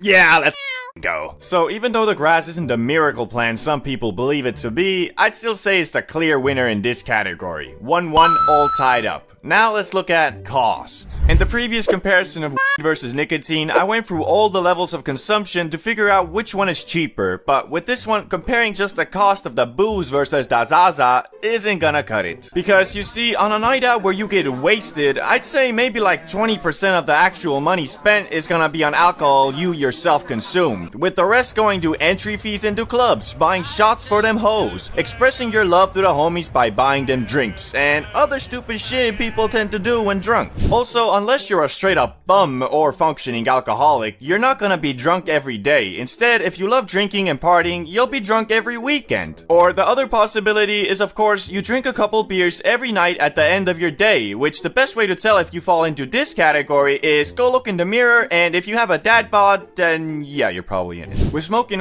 though, your primary cost is gonna be in the itself, ranging anywhere from $40 a month if you only blaze on the weekends with your homies, all the way up to like $500 a month if you're getting high every day. Which this category is quite hard for me to pick a clear winner because it really just depends on your personality and self-control when drunk, so I'ma leave it at a tie. I'm sorry, it's the only way to be fair. 2-2, we're still tied. Now time for addictiveness. I think the best way to answer this question is by looking at what these substances do to you, starting with alcohol. The saying, drink away the pain, exists for a reason. Alcohol is a numbing agent. It numbs your senses, numbs your brain, numbs your body, and it numbs the pain. Basically meaning you can drink away your problems for the night, which if that isn't enough of a red flag, it also has some pretty major withdrawal symptoms if you decide to stop being an alcoholic one day. And although with there can also be withdrawal symptoms, it's a bit harder to get that far, and from what I've digged up, they're not as hard to overcome. Although, take that with a grain of salt because the research on this field isn't super conclusive yet. But if alcohol is a numbing agent, then what is the ganja? Glad you asked. In my opinion, the Zaza is an amplifier, so if you're sad and dealing with some serious emotional damage and then smoke a doozy, you're gonna be even more sad, and the emotional damage will feel much worse. Obviously, if you get so blasted you switch to manual breathing, it can also numb the pain to some regard, but that's only because your brain puts your trauma aside to focus on surviving the high, and it's not like it's always gonna do that. It might actually just make you focus on your misery even more. That being said, I'ma give this point to the Zaza, because although saying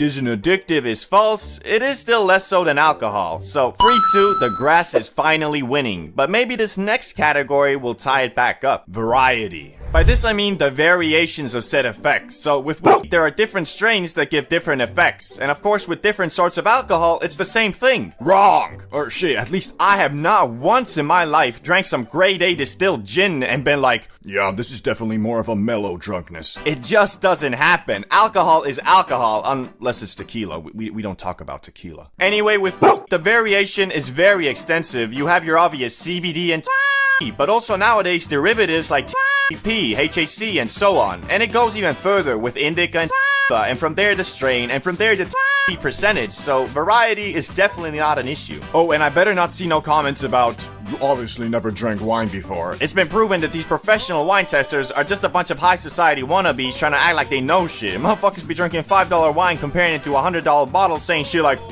this definitely has more of a floral and zesty taste to it. Like, what the f does that even mean? It tastes like wine. God damn, bro, just chill. Anyway, 4-2 does. Mary Jane still undefeated. Man, smoking too much is such an awkward thing, especially because of how normalized getting faded has become. Nobody wants to be the guy who kills the vibe by admitting they graining the fuck out. Like, dudes be knowing they approaching their limit, but peer pressure is a bitch. Like this one time in school when we were smacking the paper planjamin on lunch break, and I could tell everybody was nearing the border between Yodiland and the Upside Down, but this motherfucker Salamander just kept on passing the J, and nobody wanted to be the first one to back out. Everyone kept on puffing and puffing until this one motherfucker just started puking. Like, god damn. Safe to say, dude probably hasn't smoked again till this day. But you know, that was high school. Most kids went on that Wiz Khalifa pack like Salamander. I mean, this dude's parents were barely home, so mans must have just been low-key looking for attention by acting out, but instead all he got was Snoop Dogg's tolerance and all the school thotties daily driving his dick.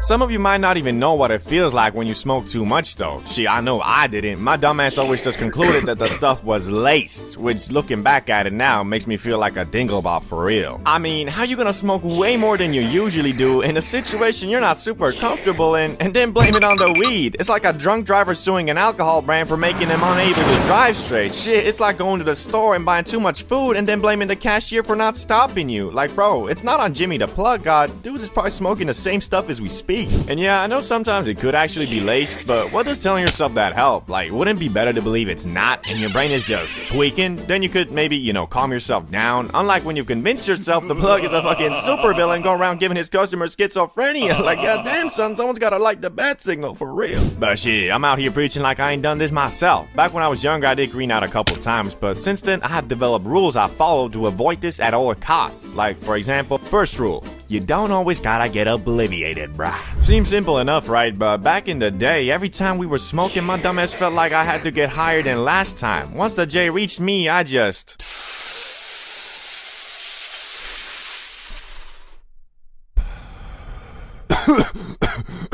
Thanks, bro. You guys got another one? Bro. No. There's just some basic etiquette too, like everybody wanna get faded equally, but one thing with smokers is they're usually always chill and peaceful, so when you start hogging a spliff, rarely is somebody gonna forcefully take that shit from you. Just next time when you pull up, they'll bag your ass, pistol whip you, throw you in the trunk, and bury you alive next to Mr. Beast. That video would probably have to be on Rumble though. But point is, you don't always gotta be the highest in the room. Second rule, accept your limits. This is low-key the most important and the most difficult, but you might be thinking something like, don't you mean know your limits? No, I don't, bro. Cause I bet most y'all know them. Just when you be watching Fulcrum smacking the Benjamin like that bitch be only containing O2, you get a false understanding on how much mofos be actually smoking. Cause you can always do more, but what you can't do is forcefully remove the THC from your system and get less high. So don't be a victim of peer pressure just cause you wanna be cool, fool. But these rules don't mean shit if you don't factor in where you are and what you're doing. Which leads me to the day that made me come up with these rules. The time in my young life when I smoked so much in the wrong place, I was goddamn obliviated.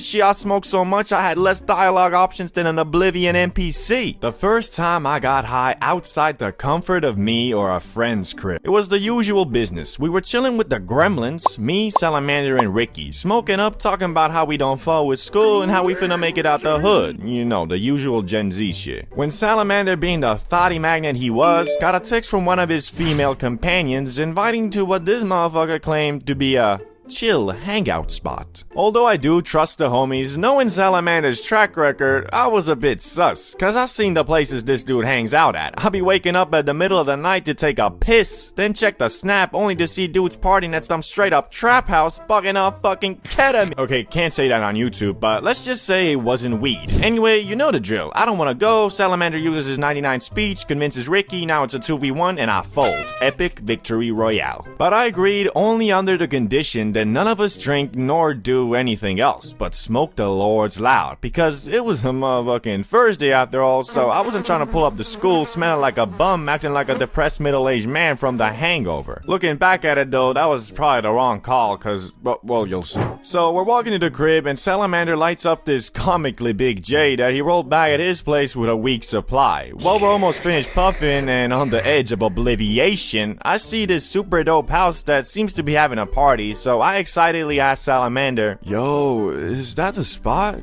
Bro, okay, that place does seem pretty dope. Oh yeah, that's the spot. Glad you fought with it. Some people are kinda put off by it from the initial appearance. Anyway, let's just go in. Yeah, it looks pretty cool. You first though. Where are you going? What do you mean? The crib, bro. Leave it to Salamander to have you walk through an amazing street filled with beautiful houses and lead you to the only one that looks like Shrek's vacation home. To add to it, me and Ricky were quite frankly bugging. But as I mentioned in the previous rules, that's not always a good thing, especially when you're preparing to go into a house where your brain has calculated a 50-50 chance of being stabbed in the gut by a freaking tweaker with a kitchen knife. In my head, I was thinking, well, hoping for the saying, don't judge a book by its cover to be the case here. But oh boy, I should have judged the goddamn book by its cover and dashed off like Prime Usain Bolt. Cause what we were dealing with was in every sense of the word except not containing any of the actual substance, I think, a crack house. These people were blasting some of the most disgusting music I've ever heard. Shit sounding like the noise a speaker makes when you fiddle with the aux cord. And because I was high, that set the whole tone of my experience there. And shit, I did not know Salamander hanged out with vampires. Most of the dudes there were looking what you would imagine the local bum to be when he was young. I was in total shock. My teenage brain could not comprehend the degeneracy, the idiocy, the overall lack of humanity in that house. And it's not like I didn't try to have fun, but our highness did not mix with whatever the fuck these guys guys were on. At some point, I saw him pull out a vodka bottle, and they drank the whole thing in 5 minutes dry, straight from the bottle, like they were trying to speedrun liver failure. I attempted to conversate with some of them, but to no avail. I mean, what did I expect though? A drunk person usually isn't on the same wavelength as a high person, combined with the fact these dudes probably just got done sacrificing a goat to bring forth the Antichrist. I was starting to tweak the fuck out. Well, not tweak, I guess. Me and Ricky did have some fun by just bantering about how messed up of a place we had found ourselves in. All of this didn't seem to affect Salamander though, as we spotted him rizzing up a girl we assumed was the one that invited him, but we were wrong in that assessment because 5 minutes later the girl who actually invited him saw it, went up to him, yelled at him, and then slapped that man so hard it made him rethink his whole damn life. Cause as we were laughing at what had happened, he walked straight towards us and said, "Man, you guys want to do some ketamine?" Nah, he actually told us that this was probably a bad idea and that he's ready to leave if we are. Good thing too, cause if that girl hadn't slapped some sense into him, Salamander might have gone on to do the thing I mentioned like 3 times in this video. So anyway, we went back home at like 2 AM or something, put on some WWE on the TV, prepared to gleep, and got obliviated. Doesn't go much further than that. Shout out to Volcro. The 5 levels of being high. Now, I bet you've seen a couple videos on this topic, maybe even mine, but since almost a year has passed and my knowledge and understanding of the magic green plant has grown tremendously, I thought it's about time to make the ultimate, definitive, most precise levels of high tier list on planet Earth. And to make it even more fun, for every level, I'ma be getting more high to give an accurate representation of what the level feels and sounds like. So let's get it started with level 1. Microdosed. This is the level where you don't really feel anything per se, but you can tell something is different. You have a slight mood boost and your body might feel a bit more elevated. So like if your legs were sore, they'd probably be more sore now, but if you're lying on your bed, well, its comfortability is probably up about by 10 to 15%. Nothing crazy, but it is noticeable. This, however, isn't enough to give you the giggles, so that Amy Schumer comedy special will still leave you wondering if my vagina is actually comedy or just poorly done slapstick humor. And since I'm currently at this level, I can tell you it also has no negative side effects, so I can still do everything without worrying if I'm too high. Anyway, let's move on to the first exciting level, and that is level 2. I'm feeling it. So you're feeling it, eh? Well, me too. This is the level where that Amy Schumer special might actually forcefully steal a giggle or two from you, but not because it's actually funny, it's more like you're laughing at her rather than with her. Anyway, since you're now feeling it, you also might be feeling that movie a bit more, or that video game. Shit, you might be feeling your own jokes a bit more. Got you laughing at your own thoughts, fool. This is also the optimal high if you still got stuff to do. Well, to be honest, if you got stuff to do, probably better to not be high, but at this level, it's still definitely doable, just a bit more difficult. Another way to look at it is, this is the high the workers at Subway are usually on. Although I have seen mofos way beyond this there too, but for the most part, this is optimal cause the loud hasn't got you moving slow-mo quite yet. As for me, I'm still able to read this script and pronounce my words just fine, so you probably can't even tell I'm high right now. But now it's time to get to the first level where a mofo can feel too high if he's not experienced. Level 3. Yeah, I'm pretty high. So here we are, pretty high. This is the point where, at least for me, doing anything besides leisurely activities is hard. Not impossible, nor undoable, but hard. If we take that Amy Schumer comedy special for reference again, as for some reason I like doing, it might just maybe have become funny, but you also realize you just high, so you turn it off and watch something else. Also, this is the first level where some thoughts might have become uncontrollable in the senses you just can't help but dive deeper into the fact that the bomb dropped on Hiroshima was almost 1,600 times less powerful than the Tsar bomb created and detonated by the Soviets in 1961 as a show of power to the US. But then you find out there's something called an antimatter bomb which could be even more destructive, but it's only a theory, but then maybe the US is developing it in Area 51 or something. Yeah, I think you get the point. But there is one sensation that is more powerful than your random thoughts, and that of course is the munchies. Coupled with the fact you're probably rocking some dry mouth right now, this in my opinion is the best level to be at if you're trying to stuff your face with enough trans fats to feed 50 hungry children. But you know, you already ate it also. Anyway, moving on to level 4. faded beyond belief. This is the point where if you're not in a safe space, you kinda screwed. Well, not always, but at this level, it's become almost impossible to practice rational thinking. I mean, if you were diving deeper into that nuclear bomb stuff at the previous level, then this is a point where you might start actually believing you are Oppenheimer himself. This stage is really not the best if you're looking to focus on a movie or video game or really anything, because, well, your attention span is at the mercy of the za, and to actually enjoy this high, you just gotta go with the flow. As for me, it's getting pretty hard to read the script. If I look at the words for long enough, they kinda look like some ancient Chinese hieroglyphs. But anyway, if you're an actual lunatic, maniac, psychopath, Zaza destroyer, and considering hitting that gravity one more time, then be prepared for Level 5. Shadow Realm. I told you, bro, you gotta be a maniac to get to this level, because the plane of existence you on now is so different from being non-high, you probably feeling and looking like a goddamn alien. I mean, bro, your eyes are so red and you feel so disconnected from your body that if you look in the mirror, you'll probably think, bro, is that really me? I'm so fucked up. Wait. Ah, shit, I'm in the Shadow Realm again, aren't I? And now that you realize you're in the Shadow Realm, you either stop the trip by going to sleep or Level Unknown, exploring the Shadow Realm. This level doesn't require smoking more. All it really requires you to do is just go outside and explore the world that in many ways has become the upside down from Stranger Things. Cause at this level, rational thinking has been completely thrown out the window and your brain has reverted to factory settings as of when you were just born. So if you see a streetlight flickering, for example, if you were normal, you just think, they really should fix that. Compared to now, oh shit, bro, this is totally one of those slasher scenes where once I walk over the streetlight, he's gonna shift me up, isn't he? Nah, man, fuck this, I'm out of here.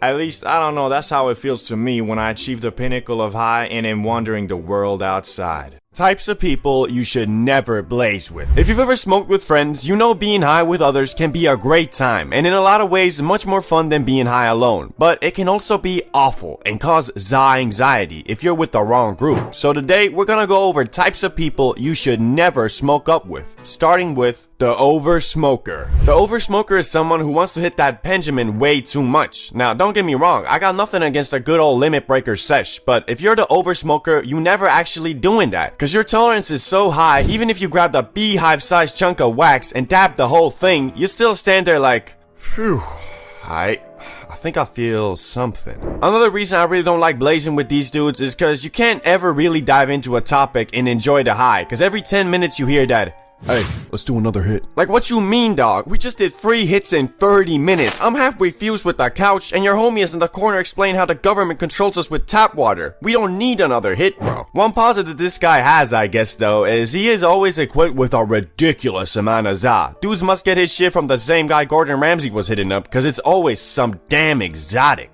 Even so, their vibe ain't really one I fuck with, so if you're this guy, I'ma respectfully advise you to maybe consider taking a tea break or some, cause there is a point where it's too much. Unlike the next guy, who doesn't even need any side to be annoying, and he is Mr. Paranoid. I think we've all gotten paranoid from the grass before, and that ain't nothing to be ashamed of, cause sometimes there really ain't nothing you can do. But the occasional paranoid episode ain't what this guy has. This dude, even before taking a rip, is talking about some, hey yo, you sure this ain't lace, right? No, what? This is the same stuff as last time, bro. Okay, that's good. Can you check if there's any cops around? Bro, there's no cops. We're in the fucking woods. Yeah, okay, but wait, before we smoke, let me check if this place is haunted. Man, what is this guy on? Like, bro, what do you mean haunted? This ain't Conjuring, bro. Why you always trying to set a negative vibe for everyone? But however much you assure my mans that no, it's okay, we're not about to be swatted on some Twitch streamer shit, his mind just can't seem to get over it. And worst part is, dude never tries to deal with his paranoid problems on his own. You can all be having a fun time talking about some GTA 6 leaks or something, and he'll just ruin it all with, hey yo guys, you hear that? hear what? Bro, I swear, I just heard someone walking outside. So?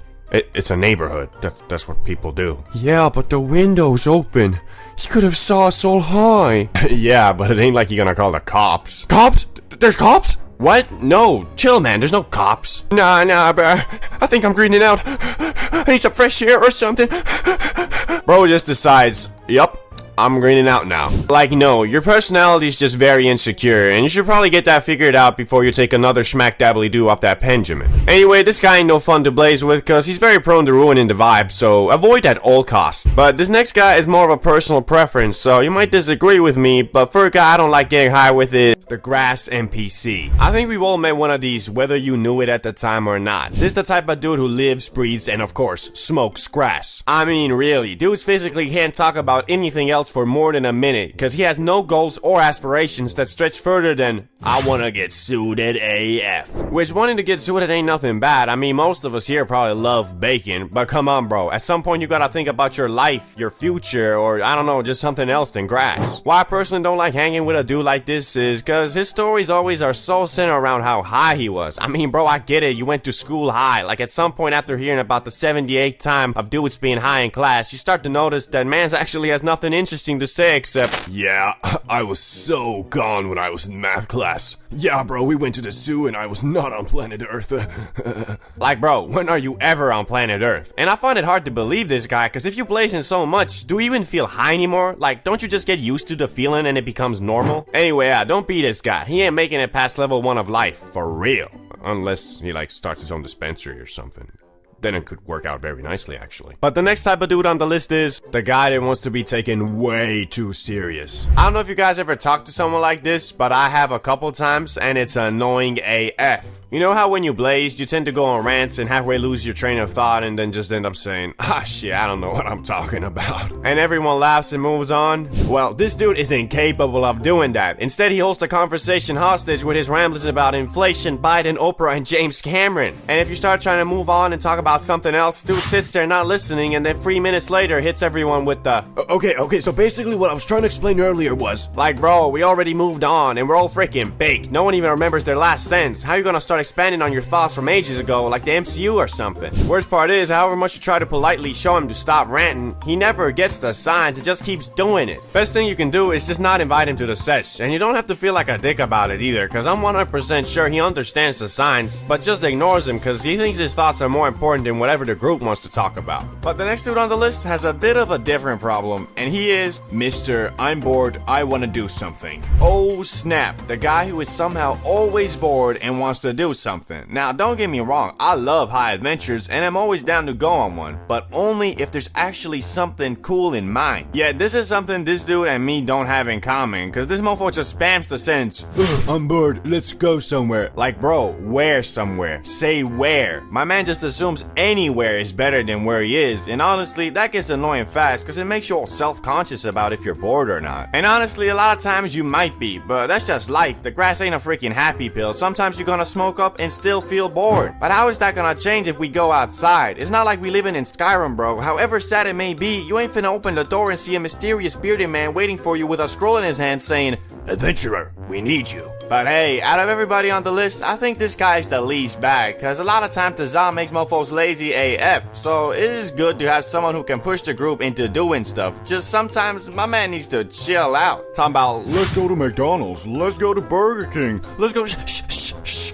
Let's just shut the fuck up. Okay. Although sometimes dude actually does have something in mind, which turns out to be pretty fun. So there ain't nothing bad with wanting to do something cool, just you don't have to parade the fact you're bored all the time, cause just by saying that, everybody is gonna feel like that even more. Have you ever met someone who parades the fact that he loves the Zaza, and if you ever say anything bad about it, he gets all defensive and starts frantically arguing about how it's good for you? Like, yeah bro, there are health benefits, but if you're out here doing 8 rips, 4 2 edibles, and half a cart every 12 hours, do you really think you're reaping the health benefits of the Za? Mofo beyond about, it helps with my anxiety and depression. Like bro, what are you anxious about? Worried that the pizza delivery guy might be an assassin? Sounds more like paranoia to me. And have you stopped to think that maybe the depression you're feeling could be because all you does is sit around, eat pizzas, smoke grass, and watch Disney Plus? But people like this aren't the majority, and overall, when you meet a fellow grass eater, you can expect him to be just a normal chill dude who uses the za to enhance his experiences, rather than rely on it for them. So today, I thought I'd go over some of the coolest dudes I've encountered who consume that lettuce, starting with the za athlete.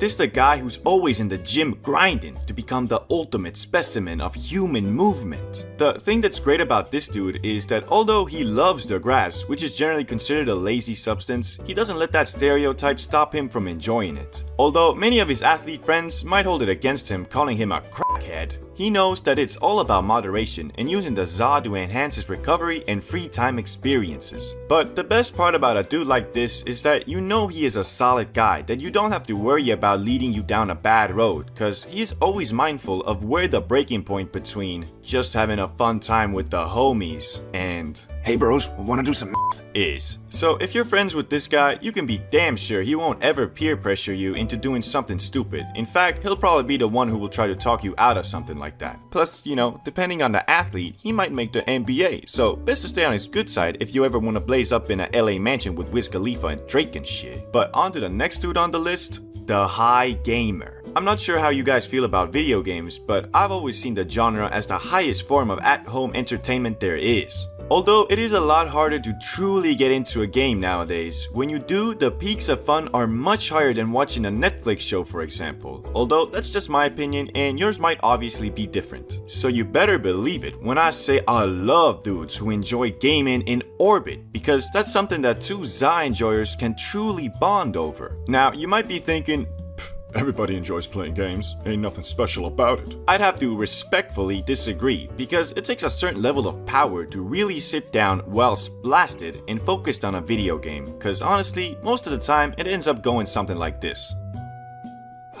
Finally time to play some Elden Ring while blasted. This is about to be crazy fun. 20 minutes later.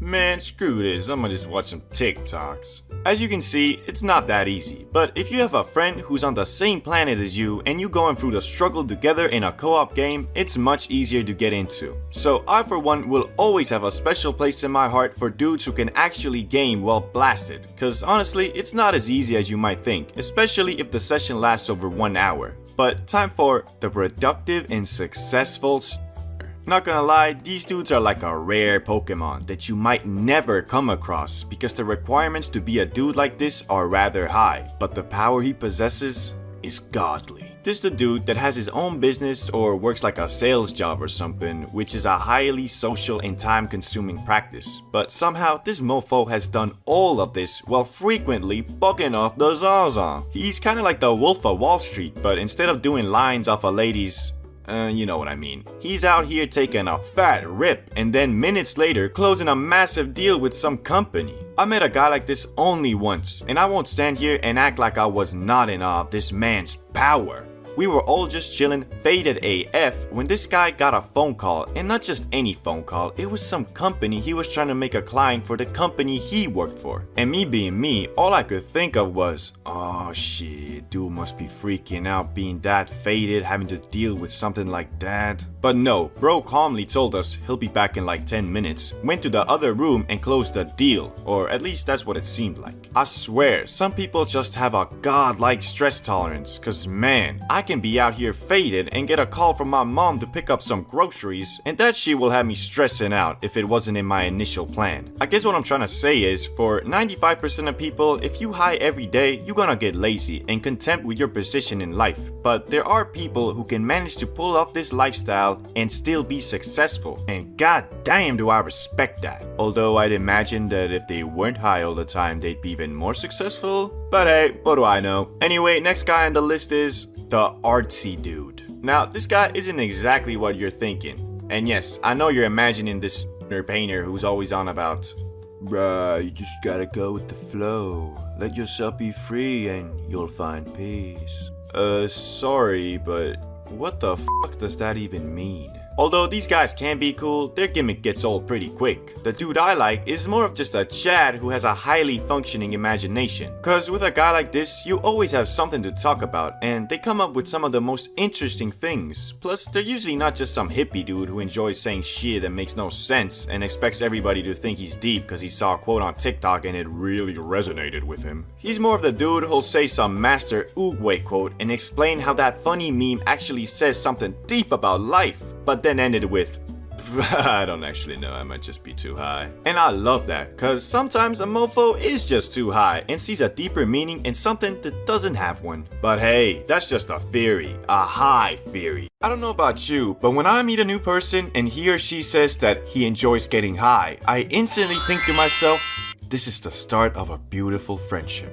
Although that can be the case, it's not always, cause even though the excitement of finding a fellow saw enthusiast is great in a world where some mofos still think it's worse than things like alcohol, sleeping pills, nicotine, and other shit that you can straight up buy from a supermarket, in reality, when you really think about it, it's kinda dumb, cause if it was anything else, would you feel the same? Like, if you were at a club and someone said they like drinking, you wouldn't think, oh my god, this guy gets it. Unless, you know, you're an alcoholic, I guess. But anyway, today I made a great list of people I've encountered who smoke the Zaza, but I wouldn't personally enjoy hanging out with. Starting with a well-known one, the dude who makes the grass his whole personality. Nah bruh, I can't stand dudes like this. Like, don't get me wrong, I love a bit of Zaza as much as the next guy, but bro, there's so many other things to talk about and do. The problem with these types of people is that I feel like they've missed the whole point of it all. Cause in my opinion, it's not all about how high you were, it's more about where you were high.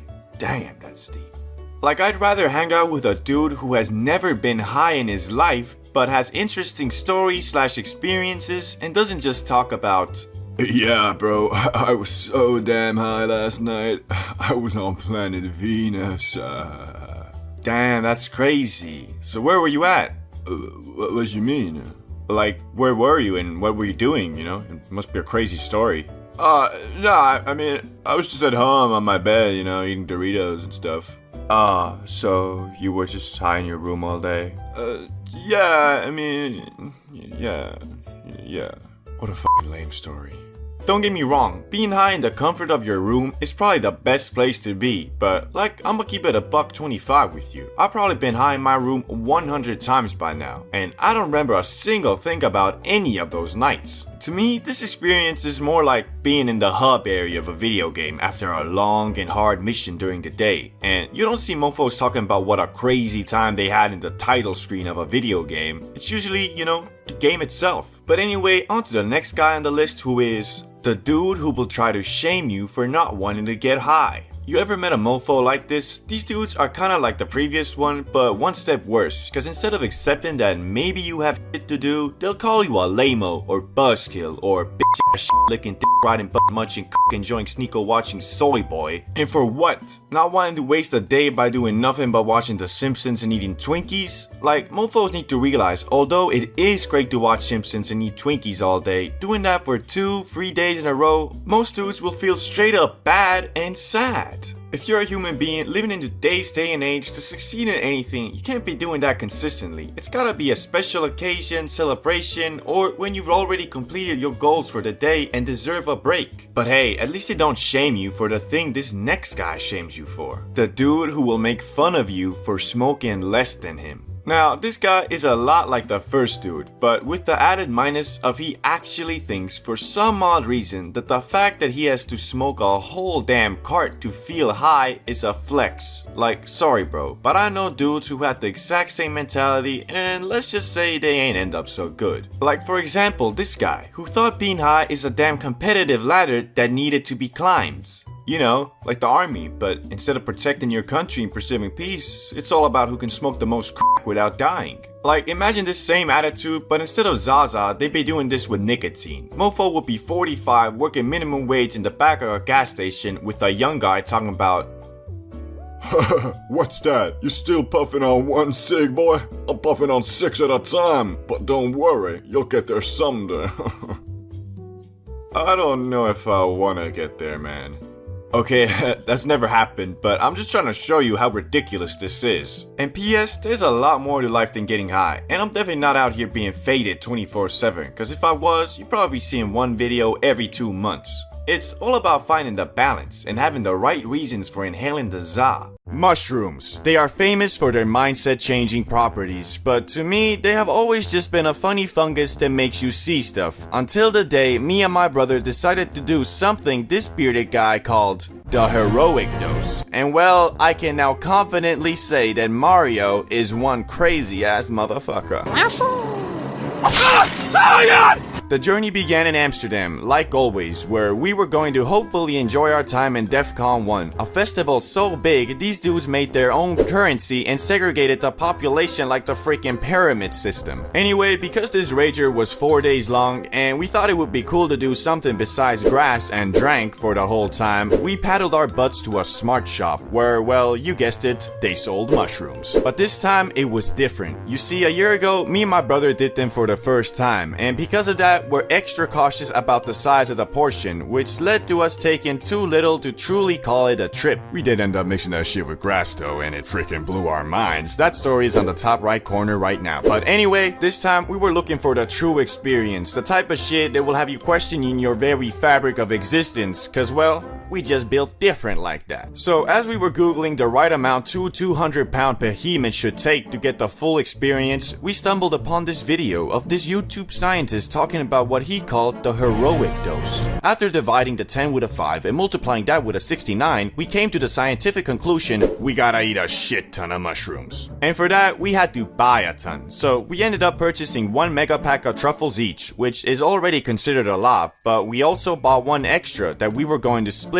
to make it a ultra trip. Now, unfortunately, these truffles weren't allowed in the premises of DEF CON 1, so we did the only logical thing and hid them in the woods surrounding the festival area, which is important because this would end up making our journey 10 times more difficult. Anyway, 2 days went by of just chilling when we finally felt comfortable enough in our accommodation to decide, let's go get those goddamn mushrooms. And with that, we started our 10-mile hike to secure them things. To be fair, it was our own stupidity that led us to walk in 10 miles instead of 1 because, well, you know, we Gen Z at the end of the day and we don't know how to read no damn map. But regardless, we powered through with only our clothes, DEF CON wristband, and our trustworthy flip-flops. And thankfully, no one had stolen our hidden stash, so now like a pair of wild animals, we demolished those shrooms looking like Mike Tyson on Impulsive for the next 3 minutes. Once we got that done, we walked back to the festival with the intention of going back to our tent. But unfortunately, having walked 10 miles in flip-flops in the scorching sun, once we saw 2 hammocks under the shade of a tree, we folded like a Nintendo DS and laid down and waited for what was to come. And at about the 30-minute mark, I felt the first bit of kick, indicated by the prolonged interest in this random guy who walked past us with red shades and a Swiss flag worn like a cape. I sat on that hammock wondering, where is that guy going to? What's like his story? Is he a good guy or is he a bad guy? If he's a bad guy and he's about to do something villainous, I could have stopped him. Will this haunt me forever? Oh wait, I'm tripping. Snap out of it, Mario. And that was the start of our heroic journey. We then proceeded to bounce back and forth questioning, what you feeling, bro? Until finally, ResX found the strength to stand up from that hammock with the bones surrounded by jelly that were our legs. Which also gave me the power to stand up and start wandering around the magical place that was DEF CON. The more we walked, the more trippy shit got. We truly felt like we were in some type of medieval town from the fact that there were no buildings, only shacks, and the people there were all either drunk, high, or both. Some of the stages were also kinda scary because you see, DEF CON is a hardstyle festival, and in hardstyle there are many subgenres, ranging anywhere from remixes of popular songs to sentences like "Dance with the Devil" or "Long live the Antichrist," followed by a beat drop so strong the common man would mistake what he hears as noise, not music. Anyway, as you can imagine, some of the more hardcore styles were also accompanied with more hardcore people and more hardcore stages, which, well, when you're bugging off what we were, it got a bit intense. And it was truly a test of our characters, cause anybody can be a tough guy when they're drunk, But when you're at your most vulnerable and every thought is significant and uncontrollable, it's pretty hard keeping your cool. But in that moment, I was very thankful for my brother because although we are both Chads in our own right, that day the power of a single Chad was not enough and we had to really pull our power together to actually enjoy the trip and not bug out. Once we hit the 1.5 hour mark though, we randomly stumbled upon our friend who was there with us at DEF CON, and it was a very nice mid-quest point. We shared our experiences, explained that we are currently on another plane of existence, had some laughs. Oh, and we also showed him our disgusting feet that we acquired from walking 10 miles in flip-flops, which he one-upped us by showing his messed up right eye, which he got from getting dust on it or something. After that, we proceeded to the final boss, our tent, which might not seem all that scary, but at this point, we had ascended to a place we had never even thought to exist. A place of pure mystery, questioning yourself and everything you know. The peak. Unfortunately, I can't really talk about most of the stuff we discussed because it was some real deep shit. But I will say it was one of the toughest experiences I've had. It was scorching hot, we were 1,000 miles from home, and we were just not in the correct dimension, bro. Coupled with the fact the tent was damn orange and illuminated everything to look like Donald Trump's tan. And bro, the moving patterns, they were endless. But at the end of it, we walked away with a lot of knowledge about ourselves and broke barriers in our minds we didn't know were there. So this heroic dose, just like the name suggests, is only for people who are courageous and strong enough to withstand it. Because this was no easy smoke grass and play Xbox trip. This was a full-on journey. I'd even go as far to say this was, or at least felt like, a main storyline quest in our lives, which after completion we really did feel accomplished that we endured.